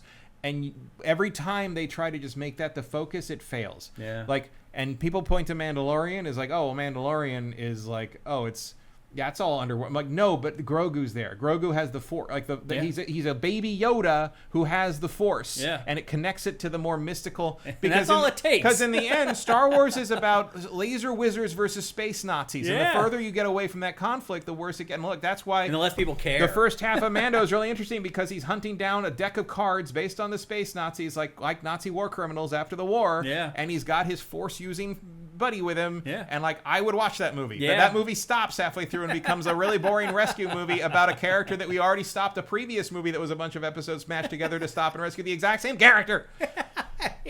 Somebody take Rod of the Hutt away from Jay Filoni until he proves he can play with him responsibly. That's all I'm saying. Star Wars definitely weakening at the very least. It's not an auto win that it used to be, and maybe it never was. I mean, there was a time where it was. The sequels all made $1 billion each, but the first real crack in the armor was Solo, and the lesson of Solo was not like there's a narrative the internet tries to push that Solo bombed because everybody hated The Last Jedi. Nobody hated The Last Jedi except a small faction of loud internet people because The Last Jedi made over $1.3 billion. Right. A movie doesn't make $1 billion if people hate it. Yeah, it's true. Same thing with Rise of Skywalker. Because it takes some word of mouth for that to happen. You got to see it multiple times. Yeah. For that. Like same with Rise of Skywalker. Rise of Skywalker made $1 billion. I hate that movie, but like clearly I'm one of the people because people had to go see that over and over again for it to make that kind of money. Yeah. Solo didn't make that kind of money for two reasons. A, it wasn't very well advertised. I forgot it was coming out. Yeah, a lot of people I did. had tickets for it, and that morning I saw 2001: A Space Odyssey with Jason Chung, and he's like, "So you got a big space day today, huh?" I'm like, "What do you mean?" He's like, "Solo comes out tonight." I'm like, "Oh no, I have tickets for that. I got it." Like I forgot a Star Wars movie. Matt Keil forgot a Star Wars movie until the day it came out. That's crazy. And it's another there's no Star Wars to it. Yeah. It's just a guy in crime stuff. It's like, you kind of like this guy, right? Yeah. Like, and they know it to some degree because that's why Darth Maul shows up at the end and lights a lightsaber on the phone to intimidate someone. It's like, bro, what if she was talking to you when you're like in the little tiny one, like in the little handheld one, and you're just like intimidate. I'm like, okay, little guy. Like, what are you talking about? Like, I want to see that part of the movie. But it's just like you have to choose your projects carefully. I think Galactic Racer is probably a better choice because while it isn't like necessarily Force related, it does tap into the pod racing sort of speed element, and that is an element of Star Wars I think everybody knows agrees and on loves, and likes.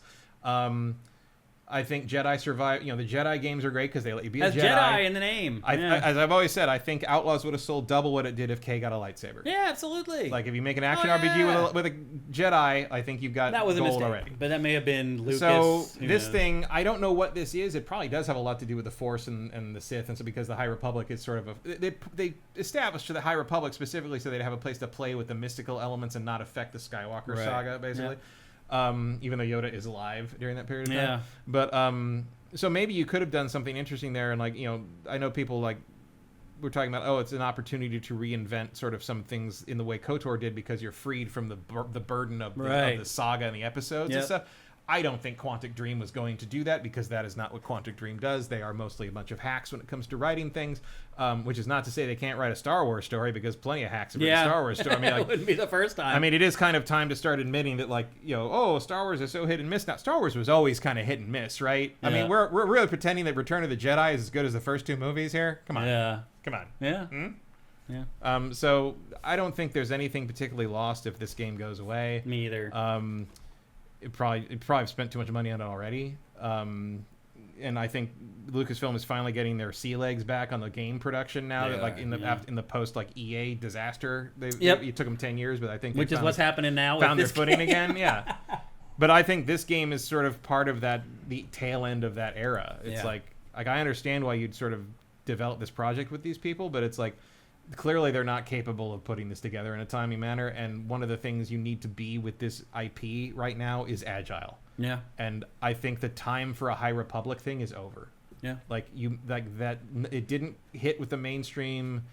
You know, it wasn't the Acolyte wasn't super far off the High Republic, and it wasn't the same era, but it was sort of dealing with the same sort of concepts and sort of the freedom to mess with that idea, and that didn't hit. Yeah. Like, how many times you got to swing and a miss before you realize you got to refocus on what this is going to be? They're going to do it again. And I'll tell you, with Star Wars Eclipse. I'll tell you, if Starfighter comes out next year, and it does have Ryan Gosling in it, it's all a bunch of new characters. It takes place after Episode 9, does not feature any kind of, it is supposedly setting up Episode 10 in some way in terms of the state of the universe, but it is not dragging in all the TV show stuff. It's an original story that is basically Top Gun in the Star Wars universe. And if that thing hits and they don't have a fucking X-Wing game ready to go, like, what are we doing? They won't. I bet or they a won't. Remaster of the original. Anything. The Rogue Leader collection. Anything. Yeah. That might be what ends up happening. A remaster or a remake. You're out of your mind if you don't do that. Yep. All right, we got to move on to our last topic of today's show, and this is a really crazy story. I am really torn on this, Matt. So, Richard Garriott, Lord British, as he has been known in the industry. Spaceman. He is a polarizing guy. Space Commander. He's a polarizing guy. Oh, yeah. He is the creator of Ultima. I think he's most notorious, though, for Tabula Rasa. No, he's most known as Ultima. You think so? 100%. Ultima is one of the most important games ever made. It is, but I feel like most people remember him for... Absolutely not. Really? You will be hard-pressed to find anyone who remembers what Tabula Rasa is. I say that as someone who still has a sealed copy he never played of the collector's edition that I bought on the way to a bad movie night and just never opened. Well, I was surprised. Tabula Rasa is a footnote in history. I was surprised to see that Tabula Rasa has a 78 Metacritic score. Okay. Can you believe that? That's insane. I don't know. I never played it. I mean, I did, and I don't play MMOs, but that game was ass. But anyway, that was an era where there was a lot of that going around. It was he was Lord British. He was doing whatever the hell he wanted then. Like people were writing him blank checks, like sorta stupidly. I mean, it's like, but like. What had he done lately? He hadn't done anything. Like Ultima 9 was 1999, and then, like, all these years later, you're like, wait, what? So why? Yeah. And then he got that huge crowd fund for Shroud of the Avatar, right? Which I never got all my stuff for. And he ended up like stealing money from that crowd fund and used it for something else, and didn't tell people. Is that how he went to space? No, it was for another project that he was working on. I lost track of his other projects at some point. Well, here's the story, and why we're talking about Richard Garriott. For, I think, the first time ever on GameFace he's a topic. I mean, we've mentioned him before. Is because he sold the Ultima franchise to EA back in 1992. He didn't just sell the franchise, he sold his entire development studio the whole to thing. EA. Origin Systems to Electronic Arts for $35 million in stock. And you got to realize, in 1992, $35 million was like crazy. Holy crap money. That's also where Wing Commander's been moldering for all these years. He sold it to EA. EA then basically killed the franchise. There has not been a new mainline entry since, as Matt mentioned, 1999. So EA, since he sold it to them and got paid very handsomely for it, has essentially killed the franchise. And EA is guilty of doing this with dozens and dozens of franchises. Matt and I have went off on EA countless times on this show, talking about how it's just sitting on this IP it's never going to do anything with. At the very least, let someone do something with it. Like someone license it from you and just make a game out of it. Like, for God's sake, why do we not have another Starflight in this era of space games? Yep. So Ultima is one of those franchises that EA owns and is doing nothing with. And he is trying to get it back, which is cool. It's like, in the wake of Baldur's Gate 3, I don't blame him. Yeah, I don't either. So he's trying to get the IP back. However, he's not willing to pay for it. Even though he got paid out big time for it, and if he just put that $35 million in a mutual fund, it's worth like $500 million at this point. He's trying to get the game back, the franchise back, without paying. And the crazy part is there is a weird loophole in U.S. copyright law where after 35 years, you can kind of take it back. There are caveats, though. The key word, obviously, is copyright. So EA would still retain the trademark to Ultima, which would mean that Garriott would be able to make an Ultima game, but would have to brand it distinctively from EA's whatever it's not doing. So it would just be Richard Garriott's Ultima. Right. That's all you need to do. Pretty much, yeah. And he can do it for free. That seems crazy to me. It doesn't. I mean, it seems crazy to me in terms of like kind of that loophole of the law. It doesn't seem super crazy to me in terms of this situation. Because what is the Ultima IP actually worth in 2026? Like $1 million? Like very little. Not even that, really. You'd have to go to GOG and find out what their sales on those things are and see, you know, how much of these are you selling for $3 a piece, basically. Yeah. So Section 203 of the Copyright Act gives creators a quote-unquote termination right that allows the original author to cancel prior contracts, publishing agreements, or licenses 35 years after signing them and regain their rights. It allows creators to renegotiate terms or reclaim total ownership, but the copyright itself remains protected, and EA would still own the copyright. And the old games. Yeah. So Shroud of the Avatar, as you said, was their last game. It has from 2018, and it has a 58 Metacritic. It is not very good. So Lord British isn't doing much these days, and he's just sitting on a big pile of money, and he's like, I'm getting really old. What am I going to do in my twilight years? And it sounds like he's decided to revive the Ultima franchise, which, that's great. I mean, if you've already been to space. Right. What else is there? What else is there to do? It's just, to me, why I wanted to discuss this is I just wanted to ask you if you think it's right for someone to be paid out so much money for something and then 3 decades later be allowed to just take it back for free. When the person they're doing that to is EA, yeah, I don't give a fuck. Well, let's say it's not EA. Let's say it's somebody other Who steward. would have given him $32 million I'm just saying, 1992? I'm not asking about this particular situation. I'm asking you if you are cool with the law. Like allowing somebody to come back and take it back. I think copyright law should run out much faster than that. Really? Yeah. How come? Because these companies just sit on these things. Yeah. There is no instance of an individual human being owning a copyright and having it taken back by the original owner. Like, that doesn't happen. This loophole, as they may put it, is basically there to make sure that someone can do something with this thing years and years later. If someone's sitting on, probably comes from music publishers sitting on songs for decades. Or I wonder if it's to help offset when somebody dies that's holding a bunch of IP, and it could just sit there in the estate forever with the estate holders not doing anything with it, maybe? Somewhat, but that is generally only applies to copyright held by someone who created the work. It would be harder to, and also copyright law is complicated. It's very weird. It differs place to place. You know, obviously things are finally. Disney basically wrote copyright law, so it really did. If you have a problem with the copyright law loophole, go talk to the mouse. And they are slowly losing. They've failed to be able to extend that further. So we are starting to see more and more. And it is kind of funny to see people talk about, copyright should run out so you can do original work. And like the only thing that happens is just schlocky horror movies get made out of Winnie the Pooh and all this dog shit. No one really did anything with it. Like you could theoretically make like new like rubber hose animation era like Mickey Mouse cartoons out of the Steamboat Willie stuff, but no one's going to do that. They're going to make shitty horror movies out of it because it's porn, cheaper. Or porn or whatever. Donald Duck's coming up. We're going to see what happens. But it's not the version of Donald Duck you care about. It's going to be in like 2 or 3 years or something. Okay. But it's like the versions of Donald and Goofy and Mickey that like are all those original those 30s rough ones. Where he wasn't even called Goofy. He was called Dippy Dog. Right. DAWG. Right. I'm surprised they used that word back then. Oh, yeah. That's funny. Misspelling stuff for comedic effect goes way back. Shakespeare did that. That's funny. I just kind of always put myself in these positions, and if I came up with something really cool, and like when I was 20, and I get to like 55, and like somebody's just taking it from me. Well, you didn't come up with it, though. Well, you're right, because I bought it from... In this situation, I would have bought it from somebody else, yeah. That's true. Meant you're doing pretty well at 20. So the 35-year thing only applies once it's been sold to somebody else? Is that right? It's about reacquiring it. Gotcha. Oh, okay. That makes more sense then. Yeah. All right. And look, for the record, as far as this specific case is concerned, I'm 100%, even though I'm not a big fan of Richard Garriott, I'm 100% behind him on this. Yeah, I don't give a shit what happens to EA with that. I mean, yeah, it's like, take it, bro. Can you have someone? Can you maybe tell Chris Roberts to go do that with Wing Commander and do that instead of this fucking Star Citizen thing that's never going to end? Yeah.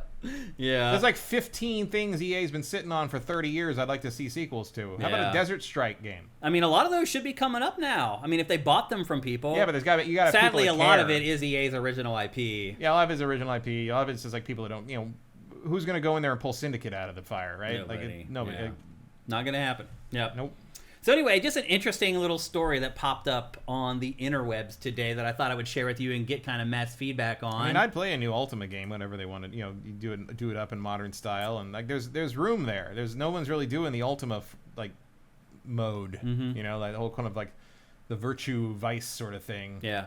I'd like to see what people come up with after all. There's whole generations that came up. Now they're all old too, but we all played it growing up, and like there was some shocks in the those games did not give a fuck. Mm-hmm. Like you played I had the original on Apple IIe, and I was like, you're playing this thing, you're like, okay, I'm fighting monsters in dungeons, and you're like, I could buy a shuttle. What is a shuttle? It's a fucking space shuttle. Yeah. And you fly into space and you blow up TIE fighters. Yeah. Like that's the end game. It's like it's like what is this? What is this crazy nonsense? Games used to be crazy like that. You never They're knew not that way anymore. You never knew what you were gonna find at the end of it. It's one of the reasons everybody's upset Double Fine's right there, end. CFHX, he dropped in with a super chat. Thank you, by the way. He said it's a drive-by, but then he did drop a comment. He says those old Ultimate games were hard as balls. They sure as hell are.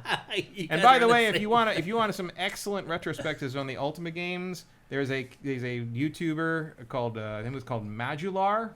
He does like multiple 3 hour of each game retrospect, very well produced B-roll, like history of it, what happened with the companies, what Garriott did with this person. I mean, if you want a full historical rundown of how these games were made, conceived, produced, sold, bought, like fought over, dramaed over, like the history of Sierra Online, of Origin, of all these things, like Madular, I believe Madular is the channel name.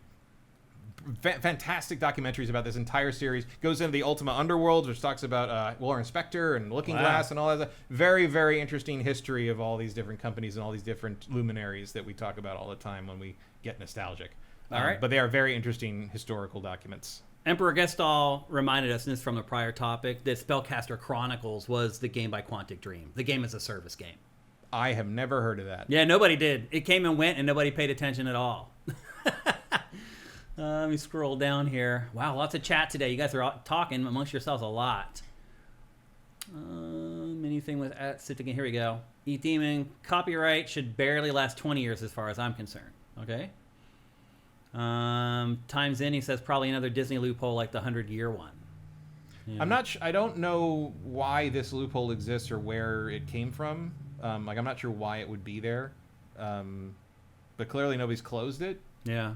I suppose this could prompt someone to close it, but who knows? Rabonian says that they technically did some odd Ultima mobile game in the 2010s. Yeah. I think we were just talking about mainline. The Shroud of the Avatar was... and then, they did do some kind of weird Ultima online mobile-y sort of... And Vincent does remind us that Ultima 9 was a disaster. It was. I mean, a lot of them were. Ultima 8 was also a disaster. Like 7 was really the last good one. And I defy you to play that game today. It's impossible. Like the inventory system alone will drive you crazy. Mm-hmm. The UI on all those games is terrible. Yep. Like bags within bags within bags, and you got to open them all physically and put things in the bag, close the bag. Sounds like Red did too. Oh my god, it's like 400 times that. That's awful. And then 8 Pagan turned it into like a weird action game, and you have to like do like isometric platforming on a keyboard. I mean, that happened a lot back then. Like they're just like, we'll make this one a platformer. There was nothing on the level of how bad Pagan was in comparison. It was just awful. Awful. Well, we got to move on.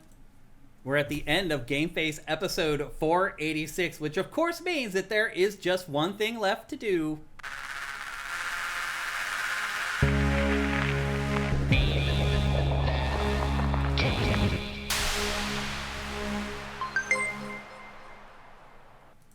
That's right. It's time for Name That Game Tune, brought to you by Soundwizardry.com, the absolute wizards, the gods of audio. If you're working on a game, you're working on a film, you're working on a TV show, a podcast, a mobile game, anything that you're working on that has sound in it, you need to call Soundwizardry.com. They are the best at what they do, and they are the best to work with. Glenn and crew are some of the best people you will ever work with in your life. I promise you. I have worked with thousands of people in my career, and they are some of the coolest people I personally have ever worked with. If you have any audio needs, contact soundwizardry.com. I guarantee you, you will not regret it. And one thing I don't regret is this sponsorship, because it lets us do a really cool thing called Name That Game Tune, where I play 5 samples from a video game. You try to guess the name of the game before Matt here. No rules anymore. If you haven't been on GameFace and watched this for a while, we used to have a bunch of rules for this. There aren't any. The only rule now is that the chat goes into slow mode. Otherwise, have at it. You can win as many times throughout the year. At the end of the year, we're going to tally up all the wins. Whoever has the most wins will be crowned the champion of Name That Game Tune for 2026. All right. Let me get the sound bank up here. Let me bring up. And I'm glad we're able to do this, because I didn't think we were going to be able to because of the computer. YouTube folks, as always, you do need to cruise over to twitch.tv/SiftedGames if you want to play. We can only play with one chat, and we have more people on Twitch usually, and so that's why we work with the Twitch people. All right, Matt, are you ready to play Name That Game Tune? Yeah. Are you people ready to play Name That Game Tune? Because here is the first audio sample in 3, a 2, a 1. Ghosts and Goblins. No. The other one then, Ghouls and Ghosts. No. Then they can get it, because there's only one left. Not Ghouls and Ghosts. No, you want one more word in there. There you go. No. No? No? Or wait, is it Goblins or Ghosts, the second one? No, it's still not. Still not. This is the funniest Name That Game Tune ever. It really is. Is somebody going to get it? I'm going to give you 10 more seconds. 10, 9. Nope. 8, 7, 6, 5, 4, 3, 2, 1. There we go. Veritas. We got it. Veritas got it. Congratulations, Veritas, on getting on the leaderboard. I think that's your first win for the year. Yes, it's Super Ghouls and Ghosts. And you had forgot the super part. Yeah, well, I probably should have known it was Super Nintendo music. Because those are all 3 separate games. Well, when I did this, I was like, I'm not going to allow people to say it's the other one, because it is obvious that it's SNES. Yeah. So congratulations, Veritas. It was interesting there, us trying to get you guys to say it at the end. I'm not going to go just name all 3 in a row there. That's very silly. We left. I even gave it to him. No, I was like, wait a minute, there. you need... That was hilarious. Congratulations, Veritas. I know you've been a fan for a long time. You've been on our streams for years and years, so it's good to see you win, man. Congratulations. All right. Well, that's going to do it for GameFace, episode 486, right here on Sifted Games at sifted.net. I want to thank everybody on chat. I know it was a little bumpy getting started today. We eventually got it going. Thanks to everybody who stuck around while we waited to get chat going in the show. Thanks to everybody who just showed up to watch the show, period. That's awesome. You guys make the show better every single week. And we will be here every Tuesday now going forward. We finally made it back to our home day. It took us a couple weeks, but we're back on Tuesdays, and we'll be here every Tuesday at 1 p.m. Pacific, 4 p.m. Eastern at twitch.tv/SiftedGames and youtube.com/SiftedGames. A couple things before we go. We are supported pretty much 100% at patreon.com/sifted. And I just want to say that our Patreon is going up. It is going up. I don't know how long it's taken for it to go up. It is going up. So thank you to all our patrons, all our new patrons. Head on over there, patreon.com/sifted. For $5 a month, you get all our content early. Really would appreciate it, because that's the money that we can count on and rely on, and we can do stuff with, knowing that it's going to be there, at least for the most part. So head on over there. That would be sweet. If you don't have any money, I totally get it right now. Things are freaking crazy financially. Totally understand that. But maybe you still held on to your Amazon Prime subscription just because of the free shipping or whatever. Well, if you do, there's a benefit in there where you can give us a free $2.50 every month, and it costs you nothing. It's called Twitch Prime. We talk about it in the show all the time. You see people giving it to us all the time. If you're interested in helping us out that way and you're watching on YouTube, go down below. And there's a lot of you people watching on YouTube who are not doing this. Like, a lot. Like, thousands of you guys and girls are not doing this. Like, it could really make a difference for us. So if you could, go down below, read those instructions, and hook us up. Once you connect your accounts, it's literally 3 clicks for $2.50. So that'd be cool. And if you can't do either of those things, that's fine too. Just like the show, share the show while the show's going on. Share it on Twitter, share it on Facebook. Go on your Facebook group and say, hey, if you're an older gamer, like, you need to watch these guys.